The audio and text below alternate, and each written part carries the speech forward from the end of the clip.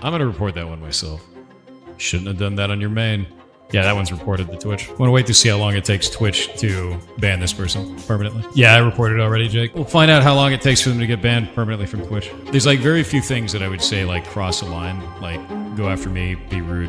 What do they say? They said that Ghost died of whom. So they're trying to mix the World of Warcraft drama and say that one of the ferrets that died at a rescue because she died of a very rare cancer, died of being out of mana.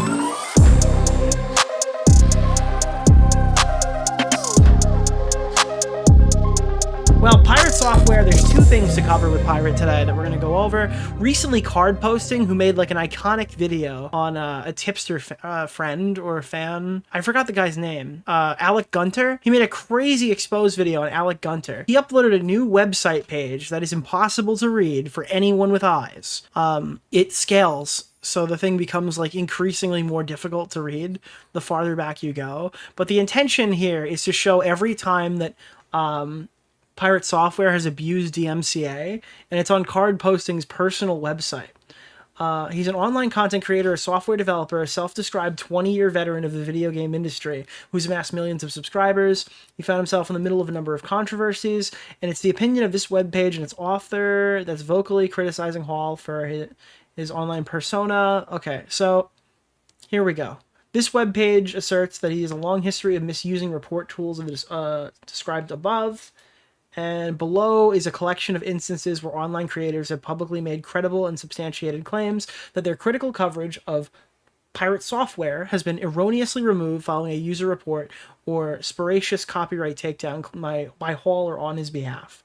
So these are all examples that people have. A YouTuber TN published a video titled Pirate Software, aka Maldavia's Fig Tree, discussing Hall's time on Second Life on August 2024. What's the name that of disappeared, the guy? and an image showing their video was flagged for Nick harassment and cyberbullying. Mr. Oreo. So that's one. Now, you can't prove that he did this, but you can prove the video was taken down. Thank you, Atlantis Pup! I appreciate it. Ted's Cabin published a video called Pirate Software Streamer Who Faked His Game Dev Career in August of 24 with an archive of the video available that you can still watch. In the industry for 18 years. 1 a.m. 1 a.m. 1 a.m. Okay, so this video is terrible. Ted's Cabin published this video that disappeared.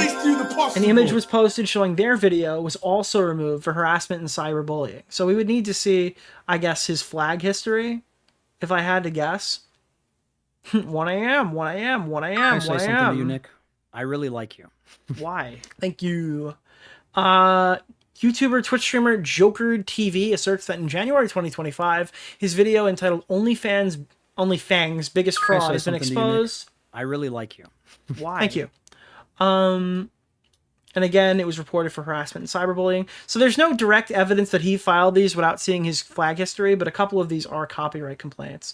Coding Jesus searched multiple videos from across a number of platforms were targets of malicious mass flag user reports. Awk 2000 asserted that post covering the controversies was removed with a spur of DMCA copyright takedowns from Hall. Hall has publicly denied knowing any knowledge of these copyright claims and disputes making it, although he's offering no concrete proof. You can fake this stuff. This is stuff that can be faked. But, I mean, you'd have to see the emails. I don't think that they posted the emails. So yeah, this website aims to just prove that like he's like a loser who's attacking like fair criticism of his work in some capacity. He obviously did yeah, this is the one. Games developer Brandon Ferrantino Private Parts released a game titled Idle Streaming Bonanza, which parodied Jason Horthall among Jesus, do I have like dyslexia? Jason Thorhall, dude, Jason Horthall, dude, among other online personas. This was actually a DMCA copyright takedown. So yeah, Card Posting made this. Hey, if you clicked on this video, it's because you saw the title and the that one is definitive, yeah, because it has the DMCA. Nail and here for one thing. So I'll cut right to the chase.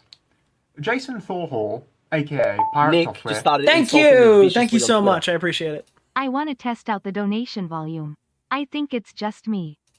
does a lot of malicious false reporting and brigading and DMCA copyright claiming of other people's content to try and stop them from criticizing him. It turns out he's been doing it for quite a while. Bro, this guy looks completely unhinged. Dude, I gotta be honest with you. Like, he seems... But look behind him. Why does this guy have so many TVs? This looks like the backdrop of, like, a YouTube video essay. What is happening? There's, like, a bunch of monitors behind him. What is this fucking... This guy's a big retro gamer, apparently. And I figured, sure would be helpful to have a record of all the times he's done that, and to who, in one place. So I made that one place. It's a page on my personal website. Dude, his room looks like the backdrop of a Saw movie. You're not wrong. You're not wrong at all. Cardposting.com/JT. I mean, I've seen some of this guy's videos. They were pretty good. Report. Links also at the top of the description. A few things to note. One, Hall has almost certainly done false strikes and claims to more people than I've currently got listed. Yeah, so he's using this as like an opportunity to bring more people in. He's using the Mama Max strategy, but not dangling fucking potential rape and abuse victims in front to get that information, you know? Like, this is where I would find that tactic acceptable. Hey, has anybody else gotten a strike from fucking Pirate Software? Oh yeah, me too. When it's not acceptable is when you use this strategy to find, like, rape victims. That's probably not a good idea. Two, I'm not trying to make this webpage a list of absolutely everything bad Mama Max tried the strat, but with real people instead of fake people. Pirate Software has ever done. I'm focusing on Leviathans are coming for Camden Horthall, dude. this one specific type of bad thing he's done, and that we have a lot of Dude, this guy bought 23 CRTVs and thought a couple more ought to do it. evidence to suggest he does a lot of. Three, when you look at the page yourself, you'll see it's a bit wordy. I felt I had to include at least a basic bit of context, as well as explain exactly what the problem with him doing this is. I mean, I think you could probably structure it a little bit better. This kind of looks like an old... This is like an old internet website where it'd be like, hey, dude, how do I unlock Reggie Steele in Pokemon Emerald? And you click the link and it's this, you know?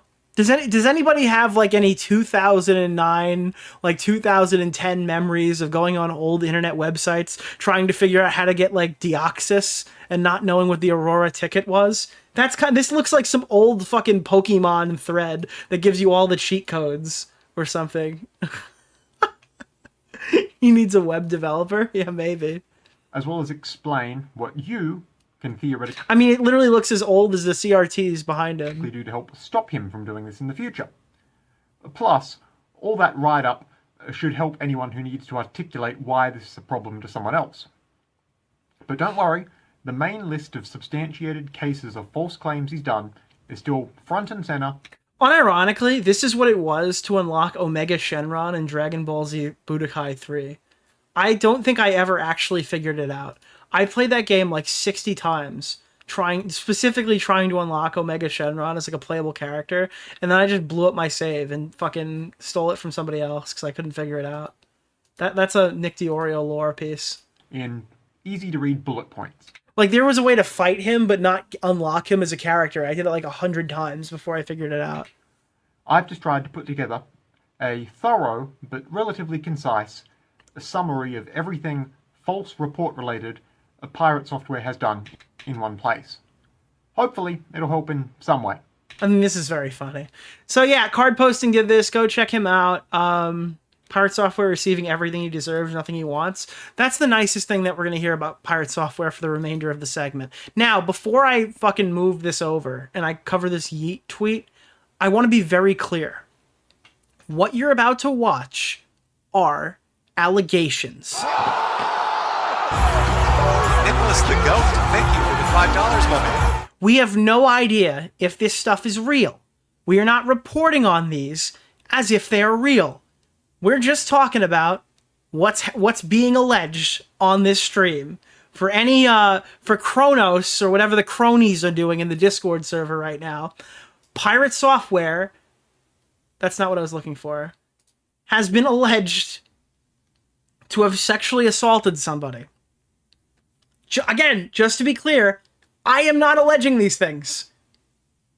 I'm reading this Reddit post right now that links to a tweet that links to a statement.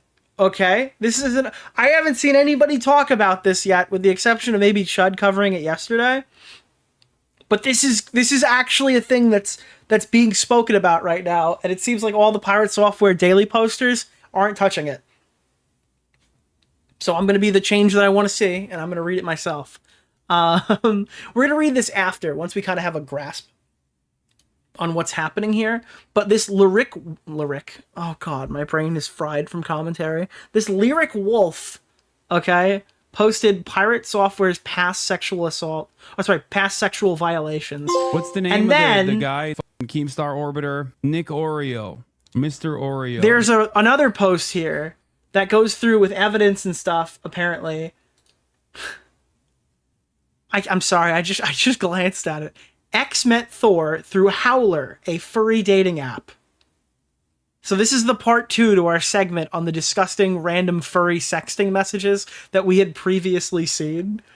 This is like a lot. We're about to learn a lot, and a lot of words that aren't in the Bible, and I don't think that they're good words, personally. So we're gonna check this out. Do we have a furry wiggler? What wiggler do we... What is a good wiggler for this? I mean, I'm kind of cosplaying right now. All right, we're gonna be Camden Gerard Davis wiggler for this one, because now I'm a vampire. That's like the closest thing that I have to this. We're Camden Gerard Davis wigglering. Leviathans are coming for you, Pirate Software. All right. So here's the thread. We're gonna read it as stated, and then we're gonna give our thoughts on it. Okay. Here we go. Pirate Software's past sexual violations by Lyric Wolf on Twitter. On June 24th, 2025, an anonymous user, I'll call them X, reached out to me about their experience with Pirate Software and gave permission to share. Before we get into this, I just want to be clear. There comes a time in stories that are highly covered where people just jump in and say outrageous, crazy bullshit. So, Nick I don't know insulting me what we're about to watch, but usually... on to protect us. But usually after 2 months, I become a bit more skeptical of what I'm about to hear. We're entering like a year on Pirate Software, and it's been like a solid month of like day-to-day coverage on shit. You gotta be careful. You really gotta be careful when you're covering stuff like this, even though I guarantee everyone wants me to put this guy on a stake. Trigger warning contains non-consensual sexual violations. Read at your own discretion. All right, we're gonna read the Twitter thread first, then we'll go to the document. Content warning, graphic content. Pirate Software is alleged to have insisted on penetrative sex with X, who clearly communicated their refusal. Pirate Software has allegedly forced himself onto X, dry humping them, and when X tried to push him away, he would forcefully push himself onto them. This would continue until Thor ejaculated. Okay. So these are the screenshots I imagine that are from this. Okay, you know what? Maybe we just read this first and then we go through the thread, because I think it's probably better to not read somebody's position on it. This is the anonymous accuser who has come forward with the story. We'll read this one first. Thor insisted on penetrative sex with X, who clearly communicated their... Oh, it's the same thread. Oh. What is this? PirateSoftwareSucks.com? Additional incidents. This is... Wait, what? Okay. When X expressed their discomfort at the situation, stating it was not okay, Thor responded with, "You know you liked it." Screenshots of X talking about these events right now after they happened. On June 16th, 2024, screenshots show X being comforted by a friend, saying it's okay to confront Thor about the sexual assault. There are screenshots of Thor reflecting on this incident. Okay. This was during COVID or just post-COVID. We had met on a furry dating app called Howler. Okay, I hate this. I actually hate this. I actually fucking hate this, dude. No way, dude! Thank you! There's a KFC in Yemen! Xylee, I see you in the chat. Do you spend time on Howler? And it's all over the bed. Who here uses Howler? Howler, I hear Howler is like the new version of the T app.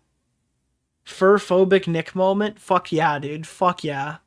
Oh yeah, dude. Furphobic to the max, bro. To the max, brother. Here we go. Let's fucking go. This was during COVID, or post-COVID. We had met on a furry dating app called Howler. At the time, I just wanted to know another furry game dev friend. I had no idea who he was, what game he made, or how big he was on the internet. I did not follow any streamers or content creators. He told me at the time that he was going through depression from his divorce, and I do not know if this was true or what he was telling me. But this is what he was telling me. I wanted to lend him an ear. I invited him over. It was strictly on a platonic basis, talking about game development and light cuddling at most. The first awkward sign is that he was unwilling to wear shoes outside. Despite me asking to, he told me he doesn't wear shoes outside. What, dude, what is happening? I do not wear, I am Pirate Software. I will not wear shoes outside. Is this like this is a troll? It sounds like a complete fucking troll. It sounds like it sounds like we're literally getting fucked right now off this story. This sounds like a joke. They're feet prisons. Stop. Yeah, you got baited. We're reading the rest of this. I don't care. This led to him tracking dirt and mud into my car and my home, which was already disrespectful to me, but I chalked it up to him being awkward. After he continued to talk to me about his divorce and life problems, he then spent hours ranting to me about Diablo builds and how big he was as a streamer. I wasn't particularly interested, but again, as a young, furry game developer who recently moved to Seattle, I just wanted a similar friend. When we started hanging out in my room, this is where things got weird. Despite me explicitly telling him that I do not want penetrative sex or any bodily fluids on my bed, he kept insisting on doing sexual things, and eventually it got to the point where I was pushing him away or telling him to stop, but he seemed to pretend not to hear, and with him being larger than me, it wasn't exactly easy to push him off, so he considered to dry hump me until he ejaculated. This is like... Am I getting owned right now? What is this lore? This is ridiculous. This reeks of copy pasta. Is this a copy pasta? This has to be a copy pasta. Is there like, I'm going to Google this paragraph and I'm going to see if something pops up on Reddit. Like, I don't know. No, nothing came up. Also, I'm probably on a list now for typing that into my Google. What is happening? Well, we're going to look at the evidence. Apparently there's evidence for this. I don't know how good that's going to be. Because this really broke like yesterday, didn't it? This was posted on July 25th. So about 2 days ago, this story kind of broke, even though it is kind of older. Let me see. Let me look. Yo! Do you have monkeypox? No. Did your girlfriend use a strap? You just flamencoed the show. Thank you. What? I heard you're into some BDSM Hey, shit, Xylee. so I'm just wondering if that's how you got it. Why are you still here? It just keeps getting worse and worse. We've hit peaker here. Also, new goal. Thank you. Oh, I forgot. I gotta hit the goal. Thank you so much. Appreciate everybody here who's been supporting so far. You guys have been doing a great job. Appreciate everybody. Let's keep going. Let's just keep reading, I guess. After all was done, I lectured him, saying that I had told him repeatedly not to do that. Luckily, I'm pretty thick-skinned when it comes to casual sex, but if I were anyone else, that could have been a traumatic experience. His reply was simply, "You know you liked it." To which I rolled my eyes in disgust. At that point, I pretty much said, "I'm taking you home," and even as I was taking him home, he begged me to take him to the grocery store to pick up things. Frustrated, I reluctantly did so, and figured this would be the last time I ever interacted with this person. Afterwards, neither of us messaged each other on Telegram anymore. Dude, I'm sorry. That's a huge red flag. Why are they interacting on Telegram? Who the fuck? Guys, is Telegram not just for sex offenders and Russian fucking election interference? It's literally Nazis, sex offenders, and Russian election interference. I've never seen anyone use Telegram. Like, you're either breaking the law, okay, or you're, like, breaking the law. No one uses fucking Telegram. No? Stop, Nick, please. Oh, are you an active Telegram user? Drug dealer? Yeah, drug dealer, pedophile, election interference. Nicholas DeOrio's latest video. That's what Telegram's for. Scams. That's how Shelbo got scammed. What is the... I'm sorry, do people use Telegram in university? Do they use Telegram for their jobs? Actually, Mr. Beast's work group chat was on Telegram, wasn't it? That was a thing that happened. I've never seen anyone use Telegram for productive reasons. And look what happened, dude. Yeah, I don't know. Non-Americans, hello? Non-Americans don't exist. That's the thing. You guys think that you're... Nathan Weddle in chat says he uses Telegram. Okay, you know what? All right, fine. Fine.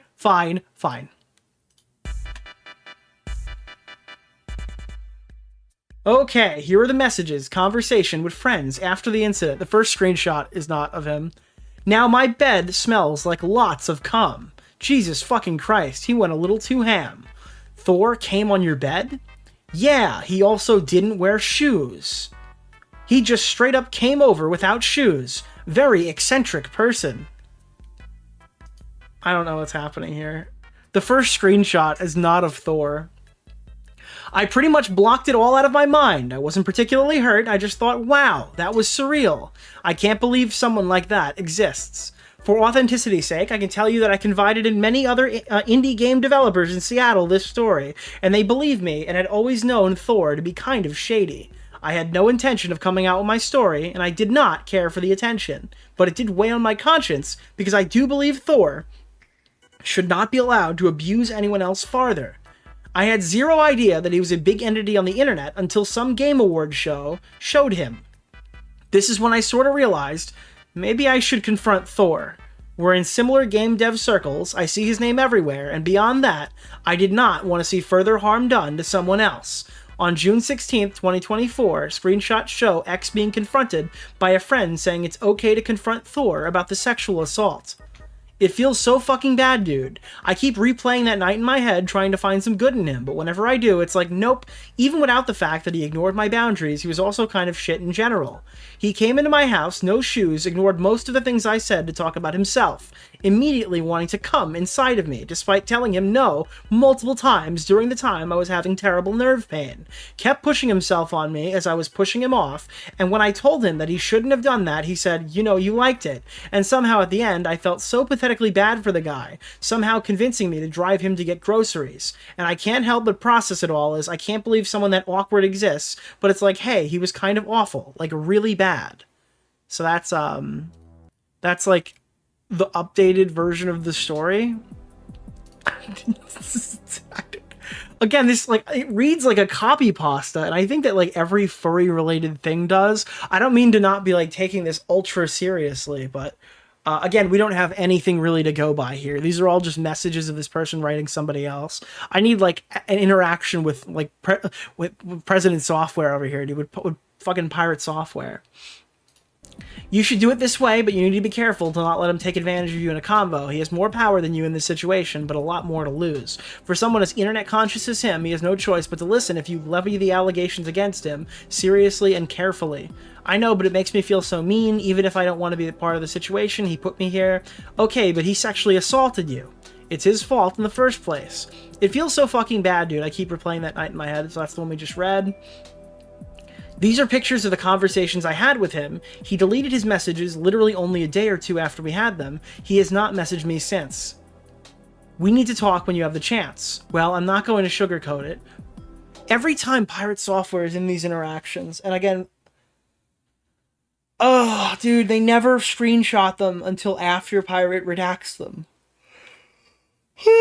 Remember we showed this before. He had like furry sexting messages that people were alleging were real, but he redacted those as well. Well, I'm not going to sugarcoat it, but our last interaction left me feeling really uncomfortable, to put it lightly, but I wanted to talk to you about it if you remember me before making any judgments. Is there a reason we never talked again after that? I guess I wanted to know how much you remember. I didn't want to bring it up like 2 years later just to be spiteful or anything, so I apologize if I came off that way. To be real, I kind of didn't want to think about it that much, but it's become somewhat hard to see you around my circles nowadays. We can talk if you have time, there's no rush, but at very least, knowing you or sorry is better than better thought than none. So like, if this is really Pirate Software's Discord, true, then he probably worked at Blizzard.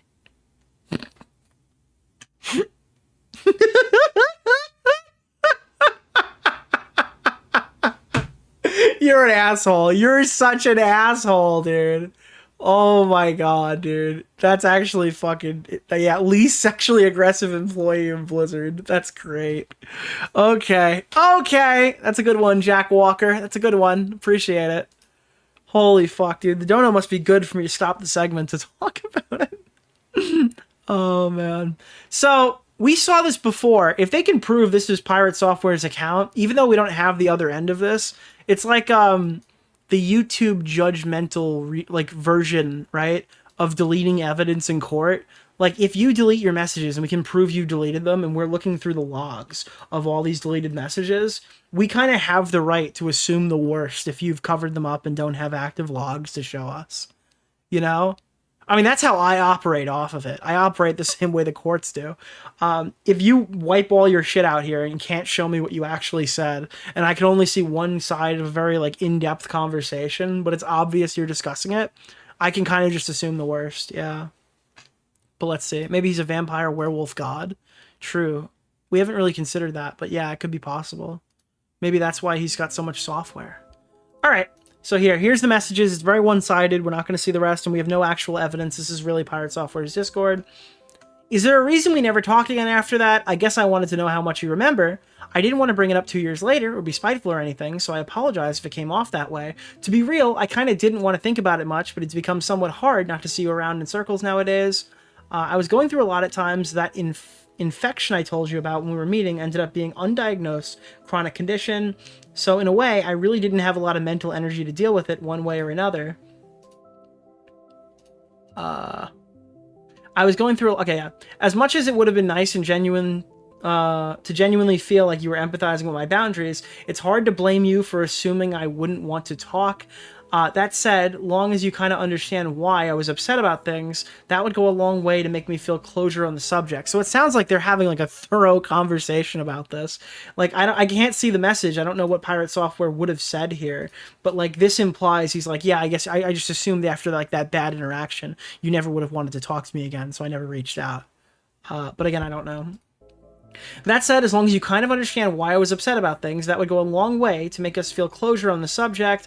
I didn't really want to be a bother to you beyond that, especially if things could be amicable between us. Specifically, very vividly, I remember you know you liked it, and that really wasn't appropriate. It would have been nice just to hear you say something more conscientious. Even something, but seriously, if you didn't, I'm sorry, and I want you to tell me. Boundaries like that are really important. At times, I was just happy to meet another game dev friend and willing to be helpful and drive you around when you asked. That was pretty much all I'm asking. So if some lines are blurred, there really should be an effort to make them clear, and I felt like I was trying to give verbal and physical indications of those. So if you hear, you know you liked it, it's kind of messed up to me, with me for a bit. It's kind of messed with me for a bit. So please, I'm not trying to vilify you or anything, just genuinely giving my opinion. So now the message here has been deleted.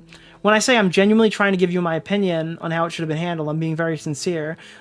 In that it would be good if you felt like it was an acceptable thing to do to someone else in the future, or at least knowing that you cared enough to think about how that would have felt for me. I'm just giving you exactly how I felt about the situation and hoping you understand why I'd feel that way. I'm not sure what that would be wrong, and I'm not trying to coerce a specific statement out of you. So it sounds like here Pirate Software is like, oh, okay, this could be really bad, and he's like, just like, it sounds like if this is a real conversation he's having, he's getting like progressively more anxious and responding as if like there's like he views himself in a position where he's like in danger right now, right? Yeah, I love pizza knots. What do you mean by that? Pizza knots? What are those? I get why you would delete your message, but it feels pretty shitty to me. Even if I was out to slander your reputation, I wouldn't have even tried talking to you. Okay, so now the messages are gone. A little while later.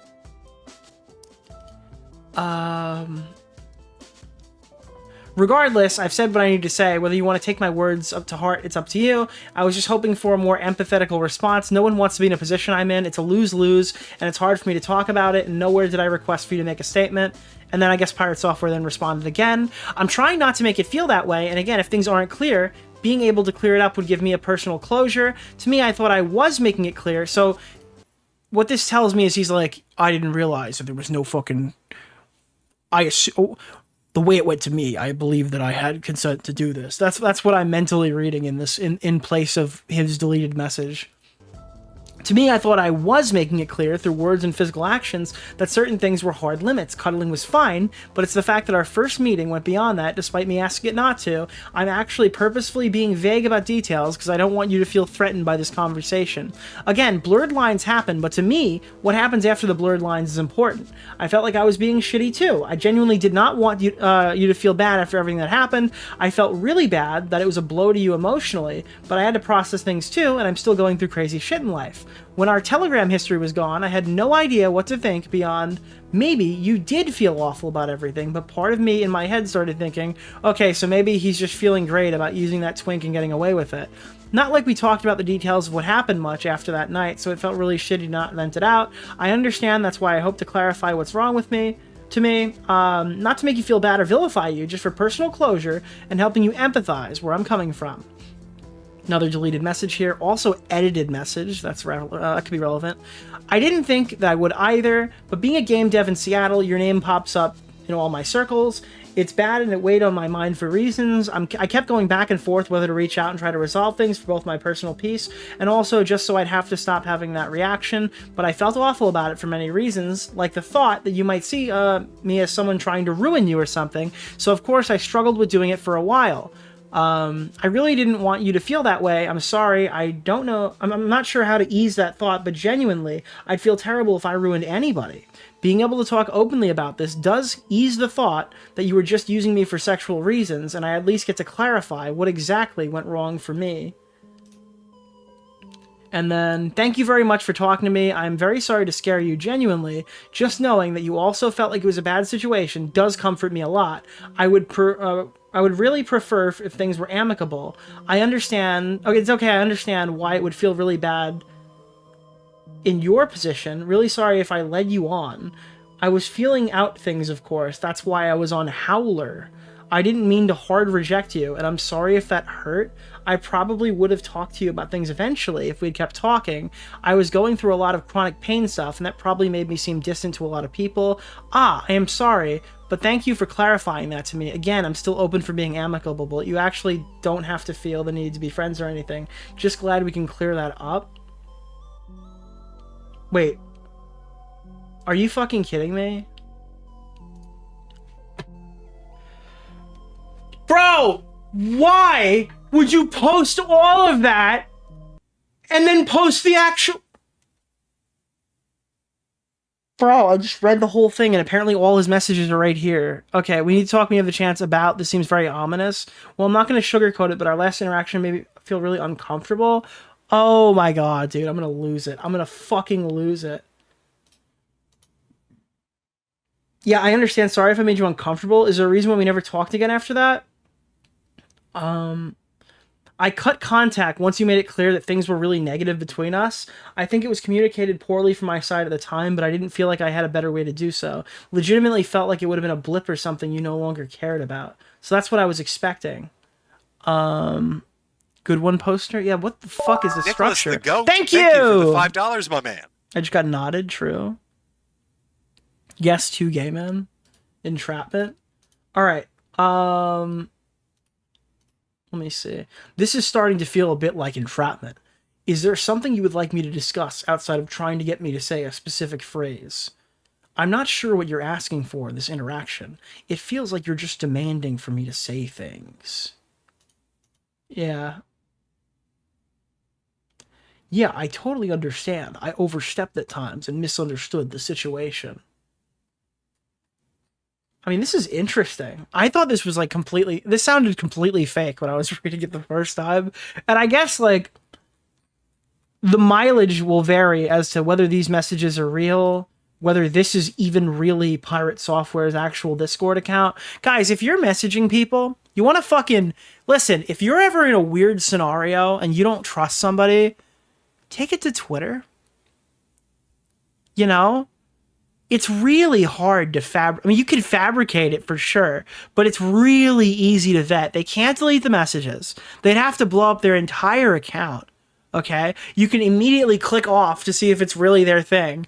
I mean, like, why would you ever use a site to talk about something this serious that could be redact.dev'd? That's like my fucking number one... If you're ever in a scenario where you have to confront like a potential sexual abuser, why the fuck would you do it on Discord? Why is it cut up that way? Yeah, again, that's another thing, is how cut up is it? I mean, there are timestamps here, so that could be a thing. It could be a variety of reasons. It's also missing some messages, right? Like, some of these aren't actually present in the thing. I was normally going to let this issue die, but seeing other people have suffered made me feel like I should bring my story forward. It's not okay for Thor to use his status to slander other people, knowing he himself is not perfect in any way. I do not want to see other people suffer from his actions. Telegram screenshots of Thor proving they interacted. Thor Witch notifications. Let's see. So fighting games I'm terrible at outside of old school Neo Geos. However, anime tunes of any kind, big into that. Really love a ton of different stuff there. Furry game developers, just like you. Programmer and artist, same there. Cuddle Fiend, check. Also big one. No on cigarettes. I hate them. Finally, a YouTuber who doesn't smoke cigarettes. It would be good to make there's a note from X. It would be good to make a post saying something about how your post has inspired others to come forward. At least for me, that's how I feel. Discord conversation from June of 2024. Below is a reconstruction of the conversation based on the screenshots sent. Yeah, this seems really fucking weird. You just need to make them scroll, dude. I don't know what the fuck this screenshot is supposed... Dude, this looks fucking crazy. Am I wrong? Does this not look fucking crazy to present as your evidence? You just fucking record while you're DMing him, and then you screen record it and scroll. What a reconstruction. This is how, like...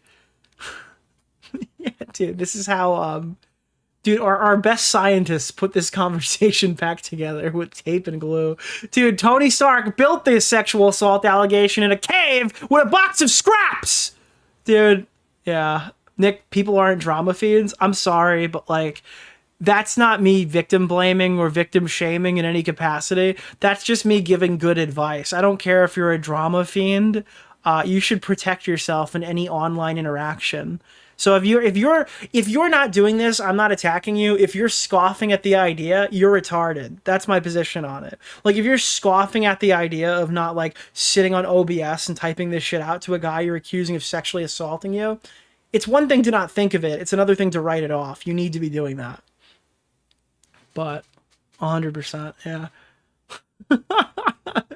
We need to talk. We have the chance about. Seems very ominous. Well, not sugarcoat it, but yeah. So obviously the messages stop here. We don't see anything that was written in this area. So yeah, that's not really very useful, I would say. Where did it go? The fuck. Where else is this? Some notes about this conversation. How do I get out of here? What is this? A note from X.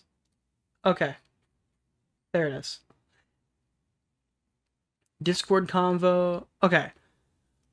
I don't get why you delete your messages, reverse Thor deleting his Telegram messages after the incident. Okay, so that's it. That's the whole allegation. And then the Twitter thread itself is mostly this. It has some screenshots, additional stuff. We read all of this by this point, right? Is Thor rolling a cigarette? I don't smoke, dude. No. What? Is Thor...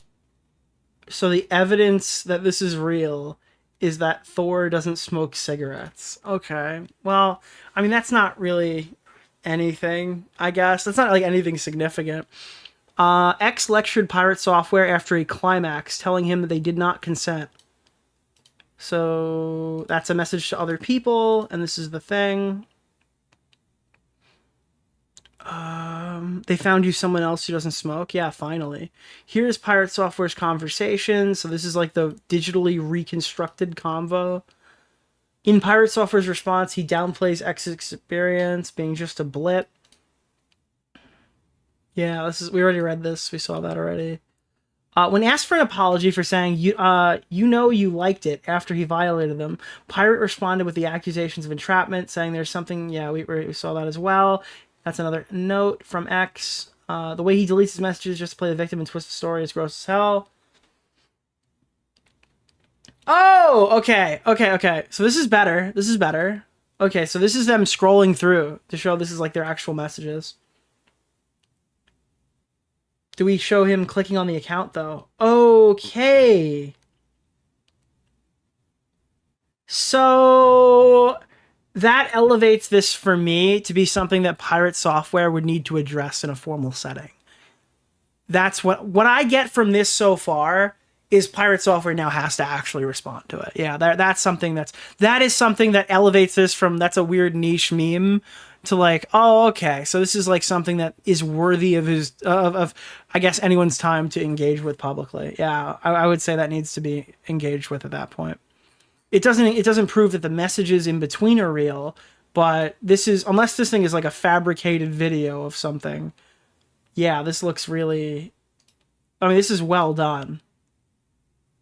So that makes this a bit more. Nothing is ever 100%. Mudahar said it best, funny enough, that like I don't believe anything until it's physically on, like in my hands on a phone that I could scroll through. So I think skepticism is fine. I think it's good, but I mean that's just about as much as you could ask this person to put forward to prove that they know him and that they had an interaction with him. So yeah, if it's not accurate, I mean that's up to him now. At this point, it kind of switches hands, and it's up to him to disprove it or engage with it. And knowing his track record, when someone asks him about it on stream, he'll just start fucking talking. Yeah. Let me see. Mudahar said it best. Whoo boy, me Mudahar here. Oh god. Honestly, when have we seen a smart furry? Never, I guess, dude. What is the funny meter rating? I would say that this is I don't know. We're gonna do Anthony Fantano scores for allegations, dude. It's the only way. Linux? Yeah, dude, they use Linux to get this information. What is this? Ooh, woo. Do you smoke? No, cigarettes are nasty. Okay, how come? I was just confused why you sent that sticker. Well, weed. Wait, well, weed not equal cigarettes. Oh, and I have nothing against weed. My bad. Do you do weed? Ooh, woo? Or is that oh-oh? Is that oh-oh? What is oh-oh? Please never say ooh. What is oh? I don't know what these things are. Yeah, I'm not really sure. Oh, is that like big eyes? It's supposed to be eyes? Is that what it is? I don't know. Sometimes, yeah, I genuinely use CBDs to control my OCD. I was on SSRI prior, and they made me a slug. CBDs are non-hallucinogenic components from weed, so no high, but it stops my OCD. And then the dog is like, nod! I recommend watching Nicholas DeOrio's Dude, furries are like fucking, video. Honestly, furries should be discriminated. Since you mentioned it, oh boy, a Muda exposed video dropped. Yeah, I am aware. I'm aware from the 5,000 comments in my comment section. You're playing it on a little thick, Chud Logic's community. You're playing it a little thick. Maybe we'll look at it, maybe we won't. But sending 700,000 messages to every social media I have is a little thick. Yeah, I saw that. How could you miss it? It's like the 500 messages in my chat about it.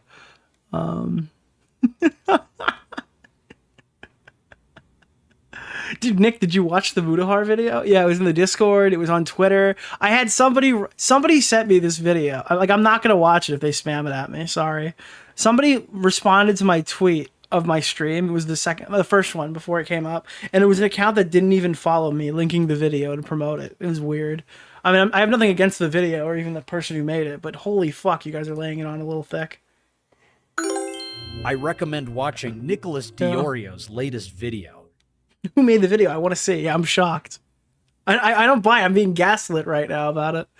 All right, so that's the Pirate Software stuff. New allegation. It's credible enough that I think that Pirate Software should respond to it in some capacity. The fact that it doesn't have any retweets or likes is kind of interesting.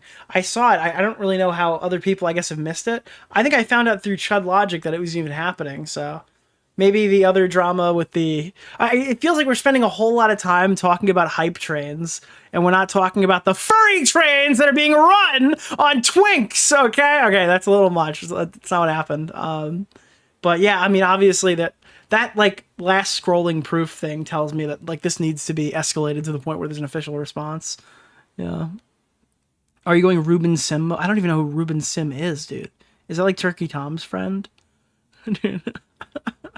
I feel people are writing it off because of the timing. And you know, that's not a bad strategy. I get it's not really fair when that happens to people, but there is a whole phenomena that happens. You ever watch one of these Me Too stories where like the first 3 girls that come out to expose a YouTuber seem to have like genuine gripes with this person? I mean, even with like, I don't know. I'm not going to name any specific scenario, but like, there's like, let's say there's 7 girls that comes out to expose somebody. Nicholas the Goat, thank you for the $5, my man. Usually in the 7 girls, you got 3 people who had genuine negative interactions, 2 people who were just coming in to give their support, even though it didn't happen exactly the way for them that the other people had to deal with it. And then there's like fucking an additional like fucking 2 people who just were completely out to lunch. Like with the Alex situation, the King Ani part, where she like used Alex's demise to try to like rewrite her story with Slazo allegations retroactively in the middle of the allegation. I mean, that was like insane, right? After a certain amount of stories, you have to become increasingly skeptical of the new people who jump in because, and I hate to say it, people always bring this up, and I'll be very specific what I mean. They always bring up an important point, saying false allegations are extremely rare. I mentioned this last stream. Yes, they are, okay? If your friend in real life comes up to you saying they were probably like, they were sexually assaulted,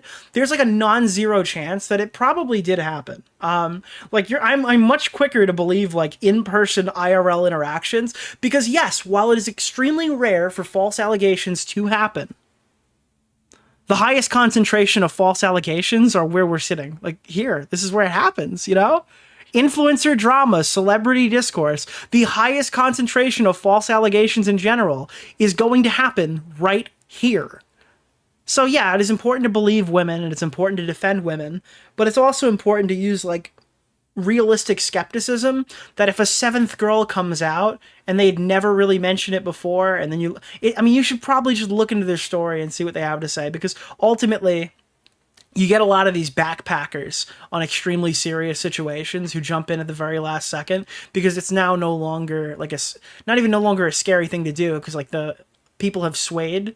And if it looks like it's going to stay that way, I mean, there's not a lot of repercussions to lying, I guess, unless things completely flip and flop around with the story. Trust no one, use credit. I mean, ultimately, that doesn't mean like dismiss every woman that comes out after numerical threshold. It just means like remain skeptical, like you should be all the time with influencer drama, because I've watched so many of these things turn around, get mangled, blow up back in the face of whoever made the video. People you're hearing from might be extremely biased and have blinders on that you don't even realize. I mean, NickIsNotGreen is our next subject for the stream, and that guy is like case in point, case study as to why not to just believe what your friends tell you online when it could have like extreme repercussions for other people, right? Trust but verify. Yeah, that's probably the best terminology to use for it. Look at Saberspark. His stock was down. Allegations came out. Yeah, again, this is not like a fuck women part of the segment to end off on, or like a fuck gay furry men thing, like, because we just covered that. It's more of a just trust but verify. False allegations don't happen a ton, but they do happen exactly where we spend all of our time at a much higher rate than normal. So just be vigilant. Be vigilant. I legitimately hate NickIsNotGreen. I didn't cover much of the Super Mega stuff. That was like your prerequisite drama. But my God, I feel like this is the example of all examples. I feel like people just go out of their way to defend this guy because like they're tired of him having to apologize for it. I literally think he's worn people down. You know, some of these abuse dramas where it's like, can we have sex? No. Can we have sex? No. Can we have sex? No. Can we have sex? Fine. And you've worn someone down to get a yes. I feel like NickIsNotGreen has done this with saying he's sorry. I'm sorry for Super Mega. No. I'm sorry for Super Mega. No. I'm really sorry for Super Mega. No. I'm sorry for Super Mega. Fine. Fine. Fine. He tried, guys. He really tried. He really tried. It is insufferable how many apology videos this guy has made. He is living in a perpetual time warp, okay? Reliving his mistakes every single time, over and over and over again. I recommend watching Nicholas DeOrio's latest video. I pulled this up. Here's a tweet of me insulting this guy in November of 2023 for issuing 4 separate apologies by the time that this tweet was posted. That's 2 years ago. We're still talking about it. What is this one? The year is 2099. NickIsNotGreen, now fully animatronic, has issued his 700th apology for his coverage of the Super Mega drama. Rather than saying sorry, a cybernetic assassin known as the Terminator has been sent back to the year 2023, programmed to hunt and kill a woman named Lex Updog. This was a tweet that I made in November of 2023, mocking him for apologizing so many times. And yes, you're right. This video is not an apology, okay? It's just a video that he's making for the 100th time to shoehorn in another segment about how it sucked that he made all the wrong decisions in 2023. I don't know what this guy has even been making outside of his constant references and apologies to his 2023 controversy. So no, Turkey Tom. No, everybody else who's like, oh, I think he's really changed on this one. Bro, if anything, this guy got bullied into changing, and if he's really changed for the better, that's great. But like, this guy would never give us the same grace that you're asking us to hold for him. We'll look through this video, we'll hear all about it in here, but this guy would absolutely never in a million years give like people like Tom the saving grace or whatever that he's asking other people to give to him. When he's done like, when he made like an insane string of quote unquote mistakes. I describe them as malice. But yeah, NickIsNotGreen makes a video reflecting on all of his past mistakes and speaks about how he's changed. Cool. He doesn't, the group, he's most known for making call-out videos against directly in the video. He doesn't address the group, sorry, to not stir the pot again. I personally think he shows growth in this video and expresses this drama was deeply personal to him as Lex's partner. At a time, was a very close friend. It doesn't excuse his mistakes, but it's not really mistakes. People reached out to this guy and pushed him and hit him back multiple times, giving him ample opportunity to like escape, like change course. Right? And he just kept going full speed ahead and attacking everybody. I'm going to watch this. I'm going to see what I think about it. But fuck, man. It is so hard for me to feel bad for this guy and throw my hands up and be like, oh, he's like a good dude. Because I know if this guy was covering drama in current day, he would be exactly the kind of YouTuber like maybe he is covering it. But if he was popular enough covering drama every single day and getting posted on LSF and YouTube drama, he'd be like the type of YouTuber that we would be laughing at on a weekly basis. On this stupid website at the end of 2022, after about 7 episodes, If I forgive you, will you shut the fuck up? Yeah, that's basically my position on this guy. Fellowship Covenant podcast. Nick, watch the video. Damn. Well, you're not going to know, and we're not going to hear from you ever again. Thank you. Ended. With everything I was struggling with after the move and all of my crises with YouTube, it was hard to produce a podcast with someone that lived halfway across the world, and it resulted in me making a very dumb decision to move forward with the podcast by myself under a different format. Instead, I started interviewing friends of mine in real life about religion and death. Yeah, there's a whole lot of stuff here. I want to hear more about the Super Mega stuff. So this guy he's just listing every controversy he's ever been in. And I feel like if he wasn't like a younger dude with a larger audience, people would just look at him. Like if this video only got like 10,000 views and wasn't viewed by anybody, they would just say that he's a lol cow because he's not making new content. He's just retreading all of his previous controversies again for absolutely no reason. In reality, right? There are two sides to the coin here. Actually, wait. His friend did the exact same thing, but he didn't like wash his hair and looked unkempt and unhinged and announced his like domestic violence, right? Nick just started insulting me viciously on Twitter. But like these are very similar videos. not in content, but like back to back, these videos were released, right? Where Brad comes out as like an unhinged freak and goes through all of his past controversies, and then Nick, as like a more grounded person, comes out and goes, I'm sorry, guys. I'm sorry. I'm really sorry. And everyone feels bad for him. Into one of these higher effort videos, the pressure was so intense, and I really built up this unhealthy association that I had with work. In fact, making this video took so long because every time I would try to work on it, I would cry and shake like a little dog. Like, why? But dude, why did you make it then? How many times does he have to set the record straight on all of his past controversies before he just shuts the fuck up, moves on, and uploads? You know, that's what gets me to go, I don't really feel bad Nick for this guy anymore. Insulting me viciously I don't hold it against this guy anymore. I don't hate this guy anymore. The minute he stops talking about this, makes other content, and never mentions it again is probably when I'll be on it. In the exact same position. Like a little dog that's scared of like a bigger dog, I guess. It's like a dog that's like struggling. Nick, come on. Well, I'm sorry, dude. You like legitimately, if you weren't like preempted to feel bad for this guy, you'd be bullying him too. Mentally, who like really can't figure out. Because he genuinely feels bad? How can you tell? Because you watched him say it in a YouTube video that was scripted, recorded, and uploaded? I'm sorry, bro. We don't give this kind of charitability to anybody else. Out his way in life, you know? Like a dog who's just crazy. Hello, it's Nick from the future with a new shirt on. I really want to talk about a video that I made during this time where I really wanted to run a red light with my car. Okay, I don't care about this. I think that's funny.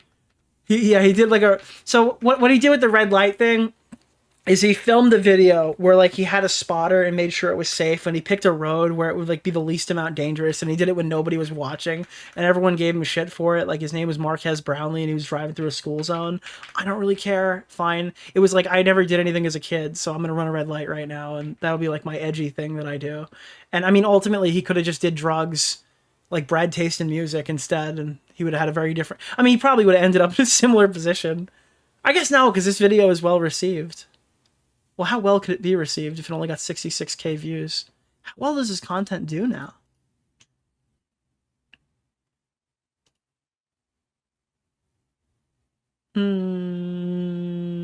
Not good. Not very good. Okay. Kind of some of the best content I've ever made. Queef Jerky ended up putting out our second album, and we made an official YouTube channel. Queef Jerky is his band that he did with Eden is Online. For the band, which wasn't really getting that much traction at this point. And with like AIDS fan guy. And we were really AIDS fan girl. Misunderstood musical pioneers of our time. Shit on the mattress. I got to leave. There's shit on the mattress. Yeah, so he did his music, and then he did a live show about his music, and it was cool. And weird people liked it, and weird, smelly, annoying people enjoyed it. In working with this channel. Now, just to remind everyone, this video is about me and my internet journey, so I'm doing my best to avoid... Oh no, another music YouTuber? Well, this guy actually worked with the collab channel that Brad Taste in Music was crying about, so it's all kind of related. Identifying anyone... Again, I keep comparing him to Brad. Brad is unhinged, and apparently is like... was arrested for domestic violence. He is absolutely significantly worse in every conceivable way than Nick is Not Green. But this guy is just getting way too much dick sucking, and it's weird. In this video, because I do not feel like anyone involved in this story deserves to have it brought up again. I am trying to keep it purposefully vague and concise, so please do not reach out to or talk to anyone that I may be referencing in this video. It's like, hey guys, I'm going to be covering the super mega drama, but I'm not going to name all of the people you already know, that every single person associated with this, and any singular person that would find my YouTube channel to watch this knows exactly who I'm talking about. I'm just not going to name them. Please be cool. After months of hearing about these experiences, my friend's partner decided to go ahead and make a video calling out and exposing these YouTubers, and they asked me if I would make a video about it and so this is Lex Updog, dude. This is Lex Dog Down, dude. Spread the word. I eagerly agreed to do it. I had heard so many stories from my friend. I felt angry on behalf of them. I wanted to see these people publicly face consequences for their actions. And I also knew that this was going to be a big story that people would want to hear. It's like my friends and I shit talk these people all the time. Then my friend came out and made this video. So I was just like, down, let's just go. Let's I am going to make this YouTube drama video at the request of my friend with my extreme biases. And I'm going to be the most cocky, egotistical asshole about it the entire... Again, like, dude, I'm sorry. This is like insane to me. There were a lot of fans of mine. This is like unsalvageably bad.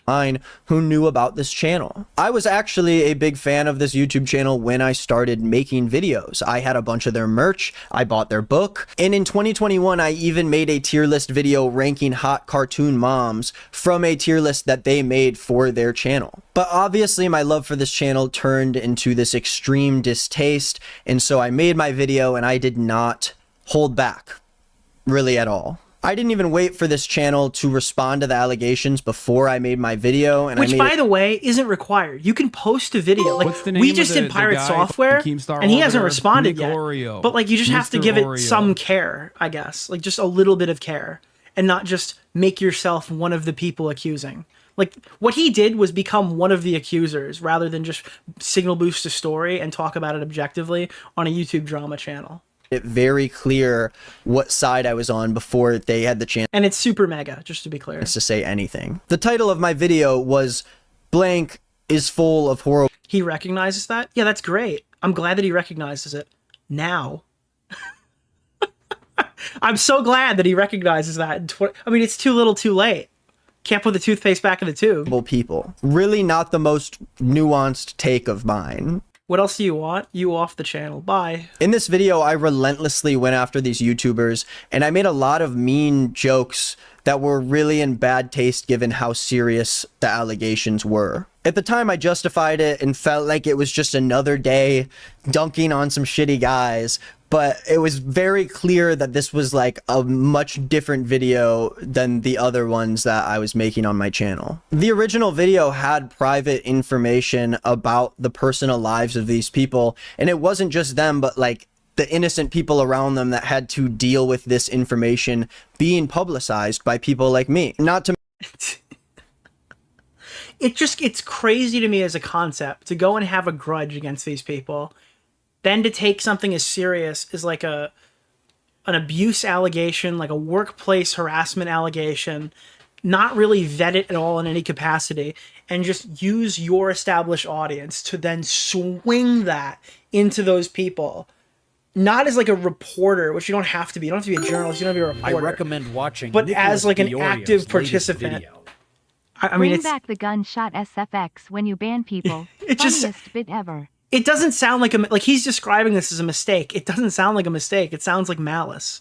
It sounds like malice that he feels bad for later. To mention that I also had a personal relationship with these people, so there was obviously a bias in my stance. A few days later, this channel came out and gave a very lengthy and serious response to all of this, refuting a lot of what was said in the video. And behind the scenes, of course, my friends who made the original video called BS on all of this to me and said that this was all very refutable and untrue. And despite not asking for any of that evidence to ensure that they were being honest with me, I made a follow-up video covering what these YouTubers said to defend themselves, and I didn't give them any grace at all. Any sort of credit. See, like, all this is good. This is all very productive.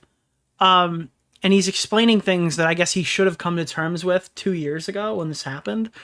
But all it's telling me as someone who's listening is like, yeah, it sucks that you did that, and I'm glad that you've reflected on it, but ultimately I'm never going to this guy to get his opinion on fucking any drama ever in the future. Like, oh, I'm glad that you figured it out and you're doing better now, maybe, or something, but like, there is no need to go to NickIsNotGreen's channel to find any information about a current drama. He's just kind of lost that for me. Credit or truth that I was giving to these guys meant that I was turning my back on a close friend of mine. I mean, like, this is like, okay, well, stop giving this guy shit.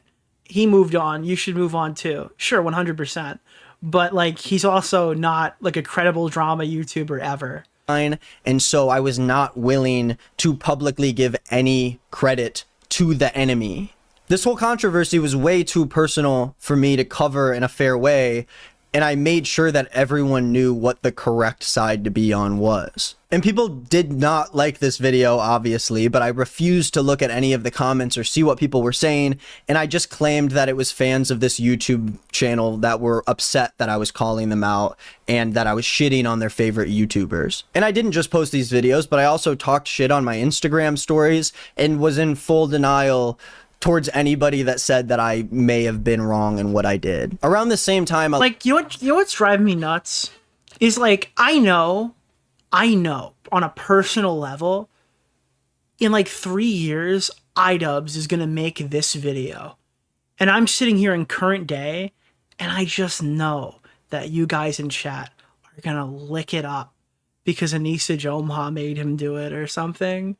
And it's just like, nah, dude, I'm gonna say the same shit that I'm saying right now when it happens. A lot of other YouTube videos started making lengthy videos about the situation and about me specifically, and a lot of these Why does he show Sensitive Society and a Cheeto? Does he ever show Turkey Tom in this? Channels happen to be these sort of male... Okay, alright. Oh no, it's Destiny.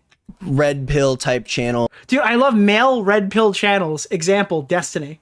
Destiny is male red pill channel. Destiny was literally on an arc going after red pill channels at this exact time frame that I'd spent a long time making fun of. In my video, and this whole situation became sort of the prime example of faulty allegations and cancel culture gone wrong for... Destiny is an unhinged freak. That's fantastic. It doesn't make his point correct here. Like, I'm sorry, literally, I'm like, there's, unfortunately, the worst person ever is correct on that one. These kind of channels to talk about, which is really damaging because now my mistakes are being used as ammunition against people who are very real victims of some horrible shit. And it's like, hey, dude, I wrote off all these people because of their politics. Okay. Do you think that he's just never going to do that again? Do you think if this guy's channel was way more successful and he had like a second go of it, you don't think that he would just be like dick sucking the same like politically accepted points for whatever he's, I don't know. And it's used as an excuse to sort of write off anyone who may be trying to stand up to someone who's doing shit that they should not be doing. And because most of the hate that I was receiving was coming from these kinds of channels, it reassured me that I was on the right side and that I knew I was on the right side because Destiny said it. Okay. The hate that I was getting was completely misguided. You know, you look at a thumbnail that looks like this and it's hard to take it seriously. And it also helped that I was turning away and refusing to look at... And there are tons of people that do this that come back to commentary Jesus a little faster, you know? Like, there are people who have this realization on a much faster pace, and those people are probably treated better for it. Any criticism I was getting about this situation, even from fans of mine who had honest... But again, it ultimately comes down to the fact that this guy posted like fucking 7 apologies, each one precedingly kind of giving more ground, right? Until now, he's just posting a video saying everything everyone wants to hear, and they're looking it up. Criticism of my actions. I was only seeing the most extreme forms of criticism towards me, calling me and my... Yeah, Turkey Tom's video was not the most, was not the most fucking... What was his words? I was only seeing the most extreme... Yeah, Turkey Tom's video wasn't extreme. It just went through all the things that you were wrong about.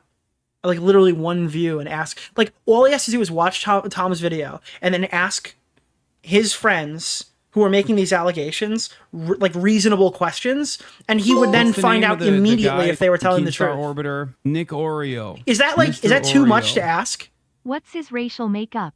I'm interested in calling him a slur. Bro, when I found out there was a chance that John Swan lied after defending him publicly, the first thing I did was march over to John Swan, question him, and then clean up the whole story. That was a scenario where I was fucking involved in spreading misinformation about Dream because I published a video defending John Swan. The minute that I thought, oh fuck, wait a minute, this looks really like insane, I think that John might have actually lied here, immediately go over to him, confront him, publish my findings. That's what you'd expect this guy to do. Forms of criticism towards me, calling me and my friends liars and horrible people. And I always wrote all these people off as... I wish Nick went after Eden and Lex. Rob's Media in chat. Yeah, that's another good point. Just actually criticize these people. That might be too much to ask, though.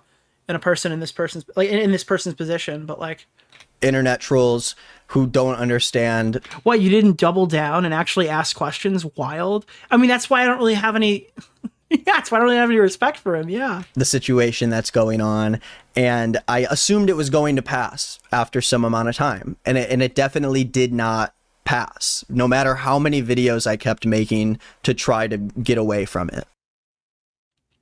Yeah, I know. The hate comments were very inescapable, and even though I was still in denial of doing anything wrong, I still felt like I had to address it in order for it to finally leave me alone. And unfortunately, at this time in my life, I also don't feel like I had a lot of friends in my life who were honest with me about what I was doing, besides maybe my partner. And I was really bad about receiving criticism after digging my heels in so hard for this whole situation. I spent a lot of time surrounding myself with people. I mean, that's fine, sure. A lot of people, dude, that's actually a super common thing that people get blinders on. Again, this is what we heard from Def Noodles. Def Noodles is like the biggest antithesis to my argument here, right? Because with Def Noodles, he went and did all this shit, like false allegations and everything. That guy had his life destroyed and then tried to come out and make regular content again. And you know what? I turned around and I was like, yeah, fuck it. Let's see what this guy does. And you know what he did?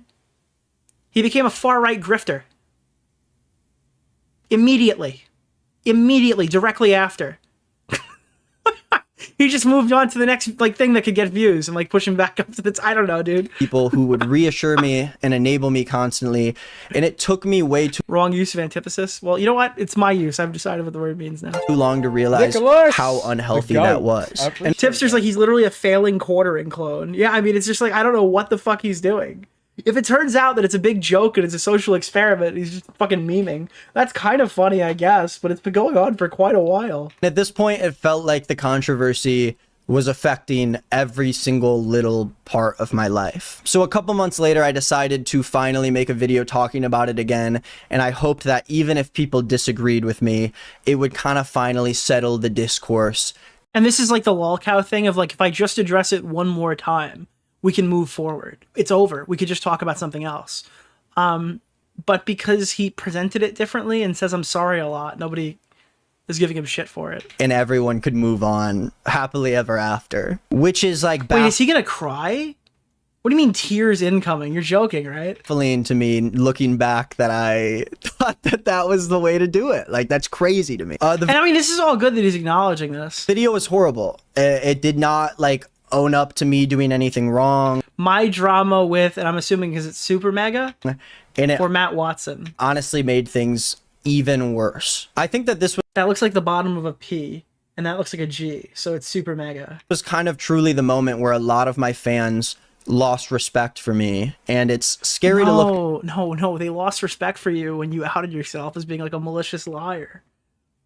They just it reaffirmed their position when you posted this horrible video, basically like reiterating positions, walking things back very minimally, as like the start of your cascading apology barrage. Back on, because in hindsight, it was such... Matt Watson is Super Mega. I'm just wondering what it says under the text. I saw is it undercarriage? I don't know what it is. An obviously bad idea. But when you're in this echo chamber and you're unwilling to budge or admit wrongdoing, it can lead to these publicly humiliating decisions. And I really never thought I was the kind of person who could have a controversy like this happen to me. I always thought that I had the foresight and common sense to avoid doing something that was intentionally damaging and embarrassing to myself. And I even talked to my friends and spent like days thinking about posting the video, and I still put it out for everyone to see. And over the next few days, I decided to take the video down, and I slowly started walking back things that I said. And very slowly, like, okay, was that enough? No. Fuck. Okay. Was that enough?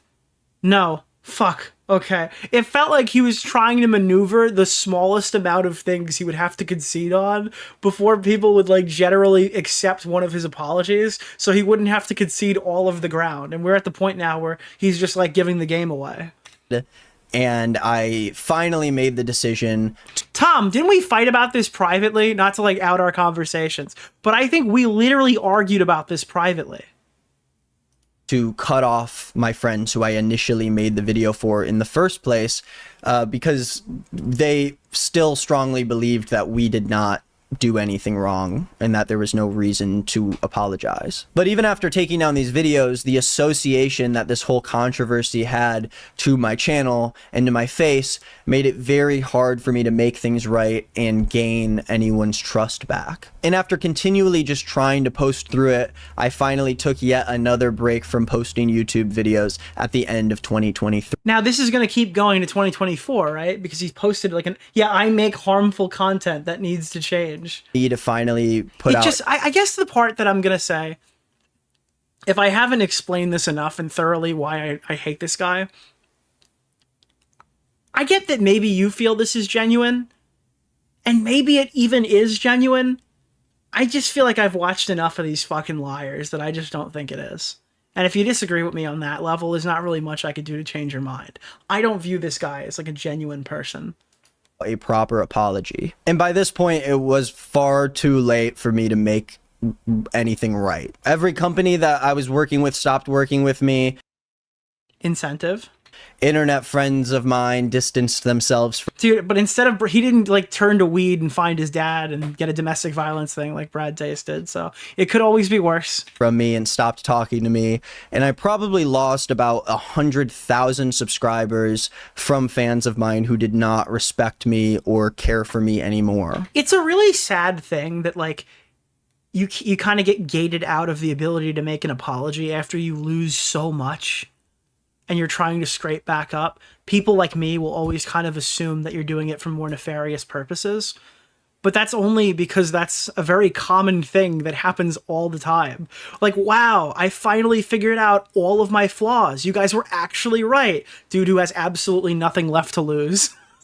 It felt like everywhere I went on the internet, I saw people hating me. Random DMs or emails, messages to my friends or my partner, random Reddit threads that I would come across. One time I came across a pretty popular TikTok talking about how my needs apology plus ongoing action. That's what's missing here. Because this apology could age extremely well if this guy rises back to prominence and makes like good content. If this guy goes on like a Ryan Beard arc of like all of a sudden all his takes are like pretty fucking good and his video quality improves and a year from now he's just and it, by the way, good doesn't mean I agree with him either. I could disagree with him and he could still make good videos, right? No way, no. If this guy's consistent posting for a year and involved in high profile dramas, then I can look back on this and say I was wrong. His apologies felt like a computer learning model turning to balance the numbers rather than a sincere apology. Yeah.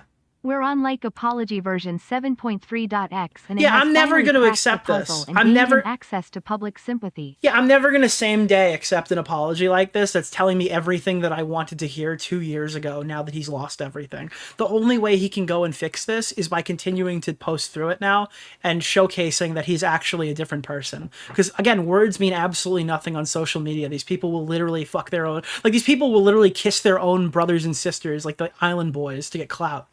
Right?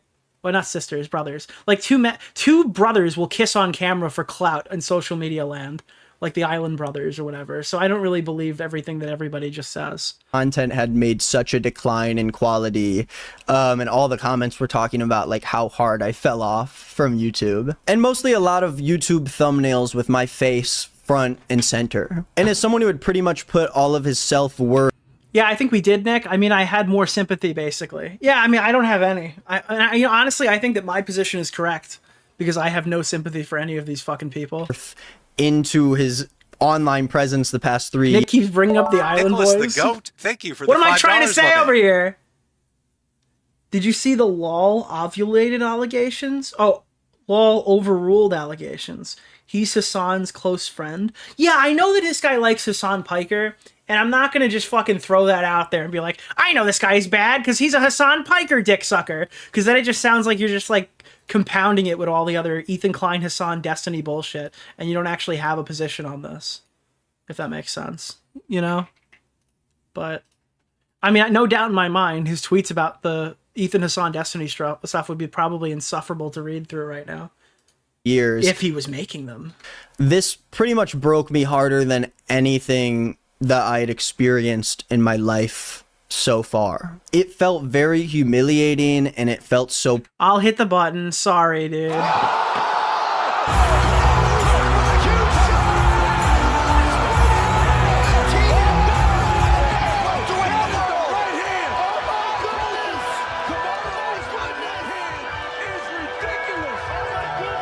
There we go, guys. Public and inescapable to me because of how much I cared about the way people thought about me and my audience and YouTube. This whole thing was so all-consuming, and I literally never stopped worrying about it. This is really giving like feel bad for me, but it's part of the story. I ended up even distancing myself from most of the friends that I still had because I just felt like they saw me differently after everything happened. And it's like, yeah, they probably should. You were like, how many times you were like a crazy malicious asshole, dude. Yeah.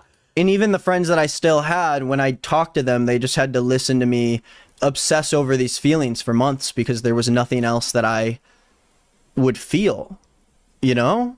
And that sounds crazy because like there's a lot more to life, and of course there is, but not for me. It was all that I could think about, and it made me a really bad person to be around. And ironically, this was pretty much what I was trying to do to the YouTubers that I made that video about in the first place, and now it was happening to me. And yes, you get it. Yes. You went out there and tried to fucking smear people, okay, off of information that you refused to fucking fact check. Maybe you could write off the first video as not malicious and just stupid, but after everything else that you did after that is like absolutely malicious by not even like chasing down this stuff or treating any of these videos like they could have actual arguments and stuff inside of them, right? And then now you're just seeing like, oh fuck, this is what I tried to do to that other guy. And now, oh no, me. And not just me, but other close people to me in my life who did not do anything wrong. And I was responsible for it, and it was too late for me to do anything to make things better. And like, that's a satisfying thing to watch in YouTube drama, right? Like that is a satisfying fucking thing. And I'm not going to feel bad because he's like, Peepo's sad about it. Yeah, that's what happened, dude. That's fucking hilarious. It didn't matter how aware I was of the embarrassing things that I said and I did. This is how people knew me now. And I grew to really hate that person and hate that I had his face. I mean, yeah, he should tattoo liar on his forehead. You're right. You're right. Meek. And his name. Every time I met people in real life, I worried about whether or not they knew about all the worst mistakes I made and all the awful things that people said about me online. The past 3 years were filled to the brim with content, but of course this year looked a lot different. Every single video that I worked on and put out felt like this huge hurdle that resulted in panic and fear and embarrassment. And suddenly this thing that I grew up wanting to do, that I loved doing more than anything else, just made me feel a lot of pain, and it made me feel very distant from the people that supported and enjoyed what I was doing in the first place. I tried putting out this new series called Now Alert So yeah, now he's got like other videos coming out, but I want to jump ahead to the point where he's, and by the way, this is a whole video. If you want to learn a whole deep story backlog thing of everything this guy ever did, I'm sure you'll find a ton of stuff to watch here in this 15-minute video. If you like him, that's probably a good thing to check out. If you don't like him, maybe you'll find something to hate him for. But eventually he puts out another video, and I'm actually probably just going to watch this after, called I Make Harmful Content. This Needs to Change, like 6 months ago. That kind of feels exactly the same as this one. Much of my life and how I Oh, I don't think he covered. Does he not cover that? Yeah, I started over. I moved back to Illinois, and now I live in this apartment in Chicago. And through all of this, I feel really bad that the people that continued to support... I skipped the tears? Are there tears? I think I would have felt the... end up having, obviously, name on you. So back to business. I think I would have felt the way that I do about this now if I didn't lose everything. Oh, okay, I want to hear this part. Was, and the type of person I was willing to be. I felt so unbelievably bad about what I did, but like, did it even matter at this point? Did I only feel bad because I had to face the consequences for what I did? Yeah, you'd be insufferable if you didn't. I mean, I don't think I would have felt the way that I do about this. I'm glad that you're acknowledging it. Now, if I didn't lose everything. And I still think I struggle with the fact that no matter what I say, a lot of people still aren't going to think it's genuine. It's not genuine until you show anything. Like, you have to show like a year's worth of change and positive engagement. Well, not even positive, it can be negative, but it just has to be correct. Like, you need like a post history. Like, think of this as getting monetized on YouTube again. You need like a certain number of watch hours where you're doing good shit before people are going to come around. Maybe not. Maybe people are just going to blindly dick suck this. I don't know. I haven't seen everybody else's coverage on it. Maybe everyone just is tired of it, I guess, or even then doesn't want to talk about it anymore because it's been years. That's perfectly fucking justified, I guess. But like, I don't know, for anyone who's like reasonably skeptical, this guy needs to like demonstrate his actual change. And what really needs to happen is this guy needs to make another mistake. And then we need to see how he engages with that mistake to really judge how much he's learned on this situation. Because when you cover YouTube drama, you make mistakes all the time. It shouldn't be really too long now before we find out like what he's actually learned and what he's told us he's learned. And for good reason, too. So back to business. After the extreme success that Queef Jerky saw the year prior, we had a big album planned and a whole countrywide tour planned for that summer. Now, internally, I felt really worried about this whole thing because I was really unprepared. All right, so Queef Jerky is a thing. I don't really care about that. Relationship ended and the band broke up. You know, I don't want to talk about the personal details for obvious reasons, but it is the saddest life decision I've ever had to make. Well, you know what, honestly, it's probably a good thing that happened. Leave Los Angeles and say goodbye to my home and my pets and the best friend. Wait, what? Oh, because they went with a partner? That I've ever had. Sometimes there's so much weight tied to a certain time in your life, and no matter how hard you try to I recommend watching Nicholas DeOrio's latest video. Heal from it and move on, those horrible feelings don't go away, and the cycle never ends. So yeah, I started over. A pet? I moved back to Illinois, and now I live in this apartment in Chicago. And through all of this, I feel really bad that the people that continued to support me through the tour never got any sort of thank you or goodbye for how special they were to me and Dev. All right, I gotta be honest with you. I don't like this decision. He cried off camera, cut to him crying, and then cuts back. I imagine we could write this one off as like an anomaly, but that is an extremely... I've only ever seen this one other time, and it was the guy who made the really shitty video on Caleb Hammer. Or goodbye for how You could have cut that, but they did. It was literally, it wasn't in the video, and he put it back in, right? Like, obviously, it was cut. They were to me and Dev. Yo, my bad. You guys were such a huge part of our... It doesn't even feel like it's from the same part of the video. Dev. Yo, my bad. You guys were such a huge part of our lives, and you gave us so much love. And okay, he's still crying here a little bit. All right. And it just kind of ended out of nowhere without any reasoning. He learned empathy, and he's not even 30 yet. Oh, we should forgive him immediately. Or true explanation, and I'm really sorry for that. I still hold on to all the gifts and the letters we got. I still remember the conversations I had with so many of you on tour. And I'll truly never forget how much all of that changed my life. I feel like Queef Jerky weirdly like made me a person that I'm so much prouder to be because of the fans and because of Dev. And I just like, I'm like very grateful for it, but it is hard to like watch it. All right, here's the thing. This is how I'm gonna end this discussion on this video. I'll tell you to go watch the rest. I will say I was too harsh on this video, if and only if this guy demonstrates like a year's worth of content, and it turns out he's just handling things better. He's taking shit off the chin. He's able to engage with drama. He's able to accept some form of criticism if that's what's called for in the time. Like, if it's like reasonable criticism, if he fucks something up. Like, this is all how we'll find out whether these are just words or these are things that he's actually taken to heart and he's actually integrating into his content. Yeah, I mean, maybe I will admit that I was too harsh on him here. Signs point to no. On like I feel like on a good day, I'm 9 out of 10 that I don't really buy this. But yeah, I mean, I honestly urge him to prove and be that 1 out of 10. Who's actually taking this to heart, actually trying to do better. But if he posts another video reflecting on his past or making another apology in 6 months when the views dry up, then at that point, I think most people are probably going to agree with me. Right? If he keeps going back to the well on all the things that ruined his life and he refuses to make new content and falls back into the same habits, I think people will ultimately agree with me. Shout out. Go. After tour, I felt this like big inspiration.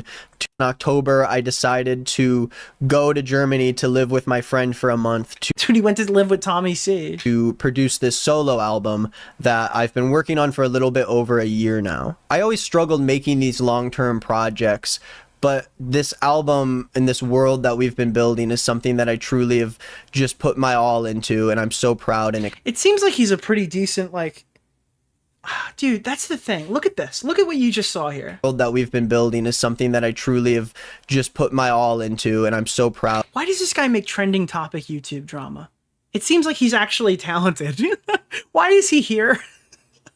Why don't you just do something else? I mean, you seem to have the talent to do it. Like, that's a pretty solid edit.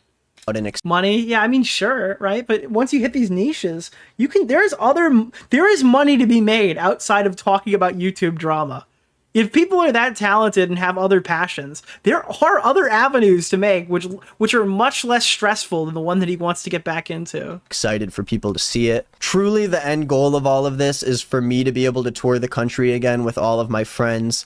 And this is the first step to making that happen. Again, if this is the last time he talks about this stuff, good. I'll eat my words, okay? If he makes a video in 6 months where he retreads it for the 50,000th time and makes his 90th apology, then yeah, I don't know. And by the time this video is out, my first music video and single for my new project called Face Eater should be out now for everybody to watch.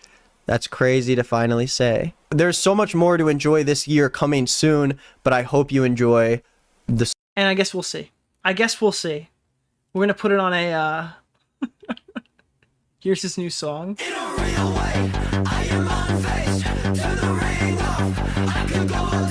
Okay, this guy sucks, dude. What is this fucking... What is this instrumental? Sounds like a fucking Donkey Kong like level where you like rape somebody.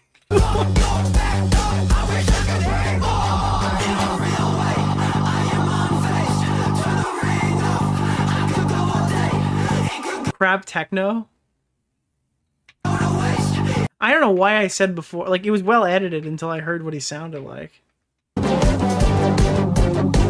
Oh, Nick, if you think that you're so good at making music, why don't you do it? It's like, bro, have you not heard the Drummer 828 diss track? Get the fuck on my level, bitch. Yeah, no, I am not a musician.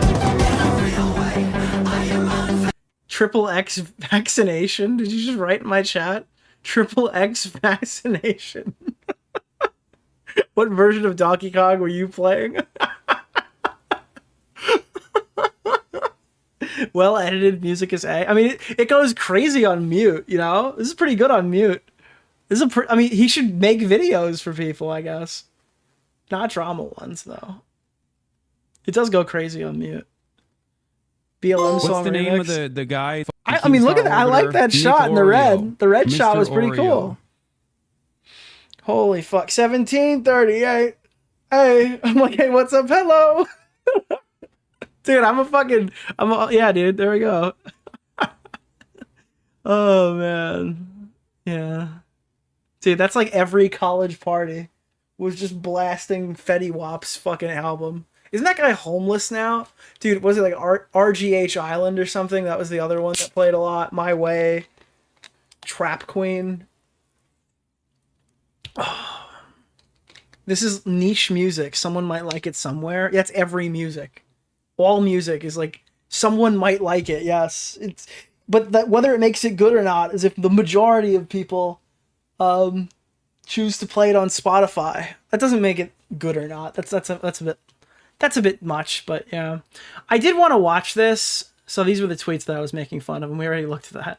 What is the real difference between this 12-minute video and then what we saw right there? Because this is him in January of 2024, a year prior, basically a year and a half prior. Content throughout my time on this platform. So I wanted to just reiterate and review this video before we end this segment. More specifically with a series of videos I made regarding Super Mega. If you're unsure about what happened, I'm going to be talking about a lot of my specific actions in this video, but if you want a more detailed overview, this is probably what I was fighting with Tom about on Discord. I would watch this video. The old video doesn't promote the music. Look, I understand the new video is to address everything he's ever done head on, and this video is specifically this controversy. I'm just interested to see if it's like if how he words it, if it's different in the new video or the old one, now that we've heard like the newer response. By unpoetic like obviously these two videos fill two different roles.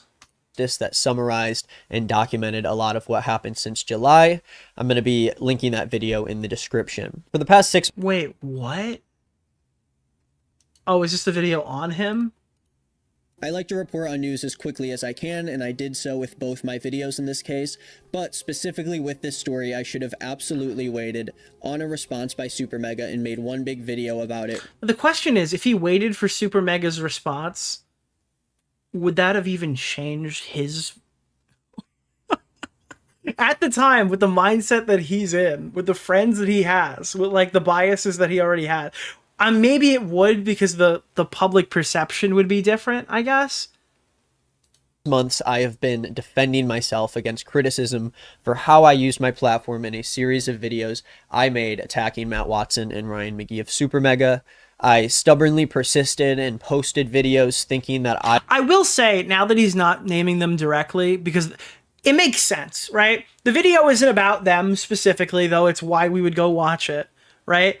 And if he's already addressed them by name here and his statements don't really change too much, it would make sense why he doesn't want to, like, do it. I don't think I would make that decision. I feel like I would be open and just say their names in there, but I could see why he wouldn't do it after already making this video. I was somehow the victim in this drama that was stoked by YouTubers that friends of mine had a bad experience with. In December, I decided to take a step back from posting videos, and over the span of the last month or so... Because he is definitely addressing it head on in this video, whereas he doesn't really do that in the first, but obviously this one predates it, so it's maybe not necessary. Slowly processed and realized just how wrong I really am. And the realization of being ignorant and immature and dangerous throughout the course of this whole thing has not actually been a unique experience for me. This situation followed patterns of past behavior that are rooted in my character and how I respond to criticism from other people. And I realized that I'm not really getting hate because of the content I make. So what he's saying here is like really preempting the video we just watched. It's like rooted in all of my other past controversies. But now in the new video, we get this same speech coupled with a rebuttal to all of his past controversies. It just feels like, to me at least, he's been kind of stuck in a time loop for a year and a half. Like, this is the only thing that's consumed him, is this controversy. Like, he made this video and he's like, I gotta go make the 50-minute version of this video. Or because of the audience that I have, or because everyone else is wrong. I got all this criticism because I was wrong. When I initially started receiving criticism for these videos, I really only saw the most aggressive and the most extreme reactions to what I did, and I immediately ignored it and turned away from it. And not just those comments, but from people who are actual fans of mine. Yeah, this is exactly the same. Who were worried about what I was doing. I would see certain content creators making countless videos. He said the exact same. This is the exact same thing. Against me, who I didn't like. This is why it feels like looping. And I would... This is the same video, but longer. Or shorter, I guess. Not take it seriously at all. I would see disgusting comments about me and my friends, and I would turn away from it and refuse to give it any validity, and I would keep working through it and doing my job. Now, you could look at that and say his story hasn't changed, but I mean, it screams to me, why make the next video? As if I had nothing to apologize about. I wouldn't watch the videos, I wouldn't read any of the comments. It took way too long for me to realize that not only was I wrong about the way that I have used my platform over the past few months, but a lot of the people who I shat on, who made content about me, were actually right. This is the 5th time I've responded to this, and every single time before this, I have done or said things that have made my actions even All right, type 1 in the chat if you think this is literally the same video, but shorter. more harmful. I'm just curious. I wrote off any of the criticism, basically saying that the people who Yeah, 5th time, yeah. were making videos about me weren't credible sources in my eyes. They were responding in bad faith. And this isn't something that I have only done in this situation, but it's something that I've done during my past few years on YouTube. I never really took a fair look at what people were saying about me online because it feels like an apology fetish. Not to make it sexual, it feels like an apology fetish. whenever I saw the Same video without song promo. most aggressive comments, I ignored everything else. And I tried to move on as if I've done nothing wrong. I have horrible anxiety around reading or seeing content about me. And it caused. But again, that's just why it changed. Like his next drama, whatever next drama he jumps into, is like it. Like that will tell you everything you need to know. It doesn't seem like he's really taken any risks, which is good. There's no reason you have to. But he made like a documentary on like the Costco guys. That's why he kept changing shirts. He got covered in apology fluid. Jesus. Caused me to do some very ignorant things. But without making those videos and receiving the kind of criticism I did, I don't think I would have come to this drastic of a realization. I think I would be making the same exact videos I was making before if none of this had happened. I surrounded myself with validation and people who insisted that I wasn't doing anything wrong. I wasn't comfortable telling people close to me that I believed I could have been wrong because I was afraid to face reality. And I see how it could be expected that I would come into this video blaming the people I surrounded myself with who enabled this kind of behavior. I could talk about how I trusted the wrong people in my life. But the reality of the situation is, despite who I was friends with, despite who I chose to publicly stand with, I was the one that made the decisions to act in the way I did and react to the criticism I was getting. And again, he's consistent on it. I mean, that's good, I guess. Dude, it's so difficult to parse this information on scripted YouTuber videos. Do you remember the times when they would be like, Trisha Paytas has BPD? And I'll tell you why. I watched a video where she was crying on the floor over a chicken nugget, and I saw the way that she would look at the camera quickly and then look back down. And it's like, it's very obvious that she is suffering from X mental illness. This happened all the time. The other one is like the body language expert hacks who make videos like that. Like, you are watching a scripted video. This guy wrote down, maybe it could be unscripted in some capacity, but even if it's unscripted, right? Then it's an edited video that's been cut up and posted. It's exactly what the YouTuber wants you to hear, right? You can't really judge things off. It's difficult to judge stuff like this off of, what is it? Like to judge someone as valid? No. You can't really judge someone's intentions based entirely off of scripted content. Yeah. And when I was trusted to be a responsible content creator who is doing things that other people won't do on this platform, I turned out to be a coward. I have full control over how I edit and write and do everything on this channel, yet these mistakes still happened because they are rooted in who I am as a content. Yeah, you can't judge sincerity off of scripted YouTube videos, and it makes this pretty difficult to navigate. There we go. Thank you for whoever fucking said that, because that's exactly what I was thinking. Creator. And I had the realization that in order to use my platform in the most responsible way I could, I needed to have a complete overhaul of my behavior, and I needed to make major... And the thing is, he went on, right, after he makes this video, at least on this channel, I don't know, what is he doing on NickIsNotGreen? Is he posting regularly on main? I mean, yeah. It's funny, because Green is not Nick, has 603,000 subs. Nick is not Green. Yeah, Nick is not Green isn't like an actively posted on channel either. So like he went through this and he's like, I needed to learn all these lessons, and then posted like nothing. He posted 5 videos from then to now before he looped back and made another apology video. So hopefully, if he is telling the truth, he can kind of set himself free, I guess, with that new video and not loop back to it again. But again, this is like taken over such a huge part of the last year of his life. Changes to how I make my... Some were deleted. Oh, maybe he's done more. I apologize. ...videos, including how I receive and respond to feedback. And that's something that I need to start right now. The way that I treated online controversy and the people involved was gross, and it is cruel, and not just in the Super Mega video, but in a lot of my videos in the past 3 years. I've made a career off publicly shaming people for mistakes that they may have desperately regretted. And of course, it's ironic that I have spent hours over dozens of videos laughing at people's mistakes and the way they respond to criticism when I myself have been closed off to any criticism or feedback that I receive. And I don't think a hypocrisy is like a death sentence. Yeah, you can be a hypocrite sometimes online if you can acknowledge it and engage with it. Or, I mean, again, it's not even the end of the world depending on the severity of the hypocrisy. I made a whole YouTube video talking about how, like, everybody's a fucking hypocrite online.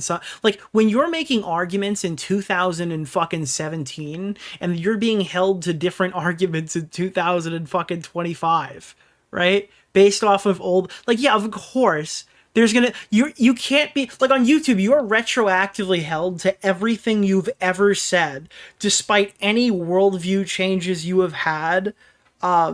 Like, anytime Ethan Klein gets into a fight with a lefty, they're gonna post the Jordan Peterson thing Nick again. just started insulting me viciously on Twitter. Like, it's like the next thing that gets posted is Jordan Peterson thing. I don't know if he agrees with that position. He might still agree with that position, but it's going to be sent to him every single time he ever beefs with, like, a lefty influencer, right?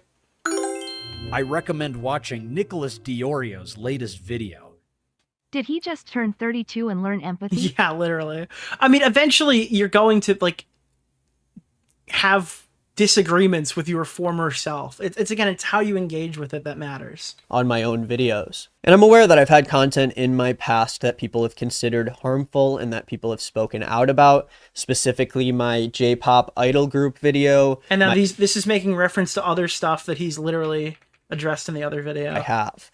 My priorities were on my growth and my income, and that now that I've lost it, I've realized that the true meaning for my channel was the audience that loved me unconditionally for years. Drive caused me to forget about everything else that was. Nick, thank you for hitting the goal. I appreciate it. You guys have earned another goal going on around me, so I could feel. Dude, he learned the true meaning of Christmas. Feel better. Harmful Opinions? I've heard of him. Yeah, I saw Harmful Opinions tweet about the Pirate Software stuff, I think. About myself. And so this video is not only a statement and an apology, but it is a public commitment to using my platform in a way that is constructive and has integrity. I personally do not believe that commentary or critique videos are inherently harmful. I know plenty of content creators who do what I do in a good way, but the way that I was making content was absolutely harmful. It was careless, and it is not up to the standards that I want to set for myself moving forward. My content has lacked the care needed to deliver personal opinions that are educated and thorough, and I continue. This guy feels like Jarbo. Guys, I was so bad years ago. Remember that kind of thing? Yeah, again, this just hits, like, every bullshit radar detector. And I think, like, the only reason why I wouldn't, I guess, hammer it down more is, like, because this shit's 2 fucking years ago, and I guess really why does it matter? Again, though, I'm telling you right now, in an alternate parallel universe, this guy never went down 2 years ago and became the most insufferable commentary YouTuber in history. There is, like, a parallel universe where this guy fought through the Super Mega stuff and just went on to become the most insufferable douchebag, like, fucking villain of commentary shit. For like fucking half a decade. Continually prioritize the efficiency of my content over making videos that I am truly proud of. I want to publicly apologize to Matt Watson and Ryan. In a parallel universe, he turns into Noah Samson. I mean, I don't know about Noah Samson. They kind of have different styles. But yeah, I mean, like, yeah. McGee for harmfully mishandling my coverage. We got the bad variant. On a situation that I should never have been involved in. I'm sorry for repeatedly being ignorant because I was too afraid to face criticism, and I just talked and listened to people who made me feel like I was right. I made posts insulting and denying any wrongdoing on my end because I was too afraid to challenge anything else. I made my initial videos about Super Mega because I had pre-existing feelings and beliefs about them based on what friends of mine told me in private, and I got angry and I wanted to fight for them. I got my emotions. Yeah, it's okay. So I think that we kind of can come away saying that, like, this is literally a 12-minute version of his newest video. There is not like a lot meaningfully different. His story is kept straight. This is like the Bunty King thing where the guy's like, you didn't put enough context in there. So I went back and made like an 1.5-hour documentary on him. But like, yeah. So my question to you is, in the 1.5 years between these two videos where he acknowledged all the same talking points, if we're giving him like, I guess, exceeding levels of charitability, what did he do after this? Like, what did he do after this that I can look to that shows that he demonstrated any of the stuff he claimed in it? Is there anything in these 5 videos here that tells me he's able to like engage with criticism better? Because if not, I don't know what the point of posting again about it is. It just seems like, hey, I said the thing, and you guys didn't really take it seriously, and my audience didn't come back and stuff. So I'm going to say the thing again a little bit louder and a little bit longer, and hopefully this one will have the intended result. But again, maybe I'm a cynical piece of shit. He needed a topic that got attention for his song plug. I mean, yeah, that could definitely, that's the least charitable interpretation, but it's engagement bait. Yeah. Yeah, I don't know. I receive on my own videos. And I'm aware that I've had content in my past that people have considered harmful and that people have spoken out. Dude, he knows harmful opinions, dude. He's been watching it. How does he end this video? I'm a better person than those I criticize. I know that I'm capable of being more than this, and that is going to start with immediately changing the content I make to be more intentional. King of Nothing got 1.7 million views on his last video 10 months ago. Seems like leaving a winning lottery ticket on the table. Yeah, but King of Nothing is also kind of a head case schizoid, so I can't really fault him for not being a reasonable uploader, right? You have to remember that video that got 1.7 million bombed for like a month. It was sitting there with like 40,000 views, but everything Andrew Tate like inevitably hits the algorithm, so that thing soared and flew, right? I think that was like the start of the Bo Blacks drama, that my random shitter fucking my random shitter stream highlight was outperforming his fucking 3-month-long video essay thing. But you have to like understand that a lot of these video essay guys, they're like the goalies of commentary, you know? If anybody here knows anything about hockey, video essayists are a lot like goalies. They're completely unhinged, crazy people with tons of baggage, and they let people shoot pucks at them for a living, okay? The craziest person on any hockey team is a goalie. That's like the video essayist in YouTube. They're like the goalies. Constructive and meaningful to me. I apologize to those who have watched my content at any point over the last 3 years, and I am committed to improving my character. And King of Nothing as a YouTuber is like infinitely worse than like Nick is Not Green. Nick is Not Green making these comments right now tells me he's probably like a better person than King of Nothing. King of Nothing made like horrible content. At worst was just bad. Sorry, at best was just bad. At worst is like completely defamatory in some cases. Did he ever post again? Let me see. What else do we have here? King of Nothing. The YouTube GOAT. I didn't even know that. I kind of stole that from him. That's funny. Dude, he's the GOAT. I make subpar commentary videos. Yeah, we never really watched his, Oh, wait, he did that. He posted, but you lied to me. He literally posted Patrick Bet David's Empire of Lives. Who the fuck is Patrick Bet-David? I don't even remember clicking on this. Served in the military, built a multi-million-dollar business empire. Yeah, he doesn't do it. I think when he was confronted on his bad videos, he turned around and pulled like a Sargon. You know when Sargon is like, I'm not going to apologize because Donald Trump never apologizes? He said like, I'm not going to apologize or respond or address the criticism for my bad Ethan Klein video because Sunny V2 never apologizes and I want to be Sunny V2. So I guess now he's got like the ability to do it, right? That was my fucking favorite thing. Aside from wanting to like fist fight Smaggle Daggle in the streets or something at VidCon. When he turned around, he's like, Sunny V2 never apologizes. So I won't be apologizing. That was funny. Why does he whisper like that? I don't know, dude. This guy's got like effortless humor in these videos. I mean, I'm sure We should watch this one day. You ever want to just sit down and watch Everybody Hates iDubbbz? Now that like we're all primed on iDubbbz and we haven't watched a King of Nothing video in like a year and a half. If we just you want to sit back and just watch this one day, you could either watch YouTube's Most Deserved Downfall or Everybody Hates Ian, because he's just frankly bizarre.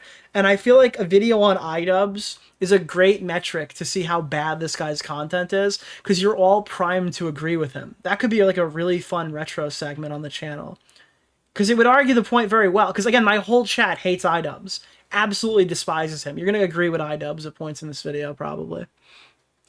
NickIsNotGreen is too stupid to be a lol cow and too irrelevant to have any fan base. I mean, he was really successful for a while, you know? Maybe he's irrelevant now, but like, he definitely wouldn't have been if he didn't get checked.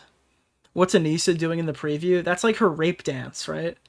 I don't know why I said it like that. That's her, like, not rape dance. It's like her, like, men have been, like, abusive. Toxic. Yeah. Like, abusive men dance, right? Is that what it was?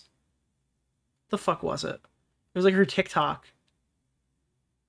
I don't know where I would even find that. I don't know. There's like a whole slew of like abhorrent commentary YouTubers. I don't even know where it is. I could have sworn... Maybe it's in Rob's Media's video. I remember it in someone's video. You are R-Dance. Indian jump scare. Nick took down Sneeko. No one even remembers that. Which Nick? Oh, NickIsNotGreen took out Sneeko? Oh, he made that video. It was like, we need to flag Sneeko. And then everyone's like, NickIsNotGreen is a flagger. And then everyone's like, well, wait, why did he say that? And then it was like an wasn't it like an abhorrent, indefensible Sneeko position that you would absolutely... I don't remember what it was. Was it like over the cuties, like pedophilia baiting shit that he did early in his career?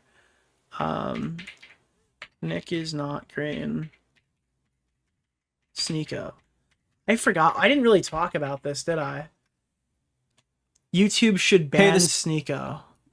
This is not going to be a normal video. Today I want to briefly talk about the content creator Sneeko and ask YouTube to ban him from... I mean, this is just like...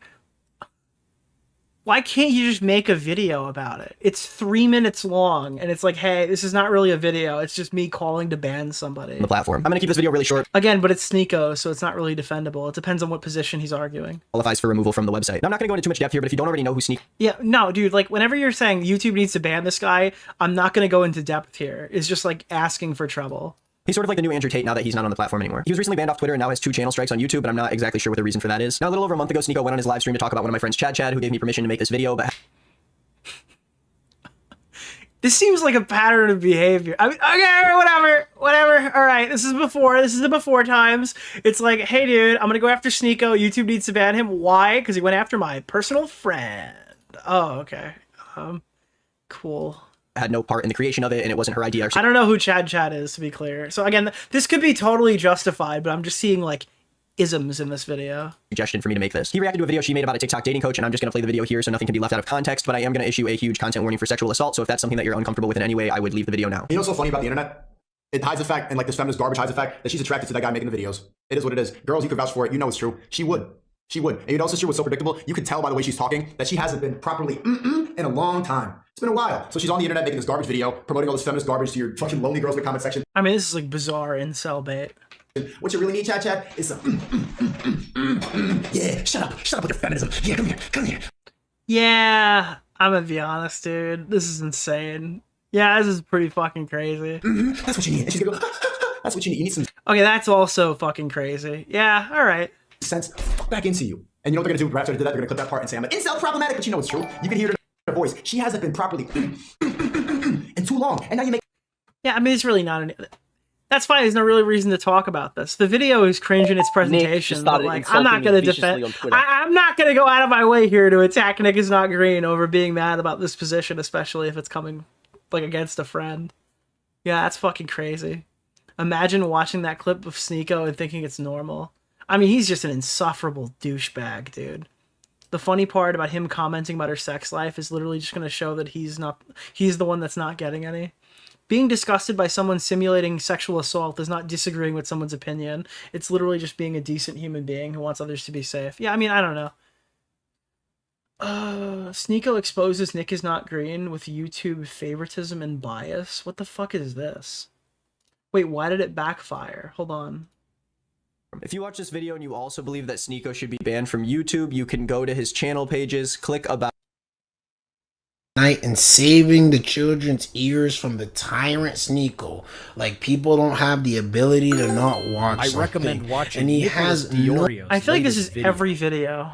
Maybe Nick moving back to Chicago and leaving the friends he was defending, he might actually rebound in a positive You know, way. I gotta be honest with you, that's probably not a bad read of it.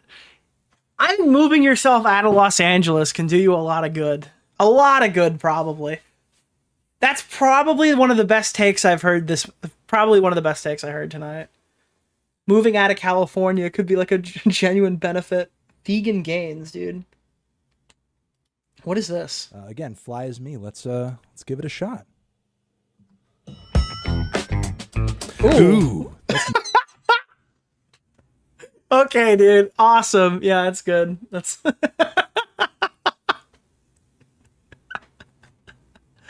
oh, fuck. Yeah. All right. So that's pretty much that. Let's see what they said on the Reddit thread, though. I'm interested because I want to see a bunch of people dick suck. Eden is a trans woman. Ethan is her dead name. I'm not going to ban people who might not have known before, but now that this is sticky, okay. Listen, not trying to be transphobic. Eden. Nicholas the Goat, thank you for the $5. You can call limit. yourself anything you want. Eden. Listen, all right, I'm just saying that's a stupid fucking name to pick. Just saying. Dude, the Garden of Eden. And the channel that she uses is Peden. Like Peden, because it was Pethan online, now it's Peden. I don't know. That's just... Okay. Dude faced the consequences of quadrupling down, paid the price. He'll probably never reach those heights again, which I think should be the case. Yeah, but thankfully it seems like he's actually okay with that. He stated towards the end that he just wants to make videos for fun now, that he's focusing his creative energy on music. I mean, yeah, that's fine. That's good.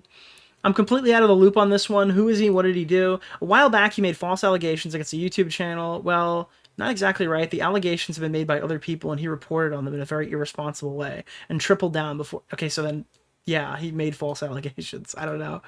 About a week ago, I got super interested in the super mega allegations and went through a few hours worth of videos talking about the situation. Did you guys know Lex, super mega's main accuser, has still not apologized for anything, and to this day is hearting comments on her last video talking about the subject, saying she's done nothing wrong and deserves none of the criticism because she's an awful person. Yeah. Are you still banned from the sub? Yeah, of course I am. And based off of some of the recent mod changes, I'm probably never going to get unbanned. Are we forgetting the AIDS fan? Do you want me to pull up the AIDS fan to end the segment? I also soured on him because of Super Mega, but if he's grown, then good on him. I hope he's responsible with the platform moving forward. It's just going to depend on how he actually handles the next phase of content, really. There's going to be this big mark on his person from the shit that he pulled. He had posted a similar video about a year ago saying he wanted to go back to doing things he liked to make videos about, and then he just left. It'll be the community that lets him know if he's changed, not himself. This is like the best comment I've seen so far that kind of accurately describes my feelings on this. I think the disappearing was a result of the guilt he probably felt, or maybe it was the numbers not being where he needed them to be.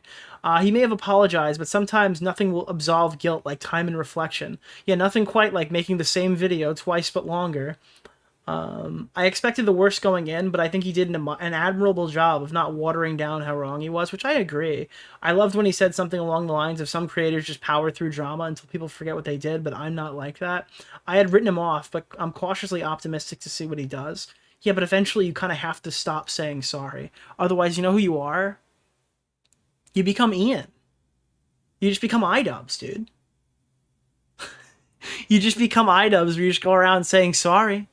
Sorry. I'm so sorry about those slurs that I used to say. I'm sorry I used to say retard. I'm sorry I used to fucking use the N-word. I'm super sorry. Hey, I'm gonna go on this podcast and get told that I'm fucking... yeah, you just become iDubbbz. You can't just keep saying sorry for 5 years and think that it is going to help you in any way. Yeah. You gotta just move on. It's time. It is time that Nick is not green can move on. I'm giving him permission, all right? You can move on, Nick. You don't have to keep doing this. Please don't make another video again going over all of your crimes. I don't know. I feel for this guy in the video. Sometimes people make mistakes, and yeah, they can be bad ones, but I think when there's accountability, willingness to change, that's important. But again, you can't really diagnose that through a video. Villainizing Super Mega and not letting go was shitty. And then bringing the death of their friend into drama was... Oh my god, I forgot about that. I never want to see his squirrely little face again. Call me parasocial, but this kid has always been such a negative commentator. I don't think he deserves it. Okay, bro, cool. I think he's a massive dick and only doing the salvage. Is this really lolly? Yeah, okay. Alright, maybe I oversold how much this was disagreeable. I didn't realize that there were that many people who seemed to just kind of agree with me. Oh, God. Any update on the Brad stuff? Let me take a look. Yeah, we already saw all this stuff.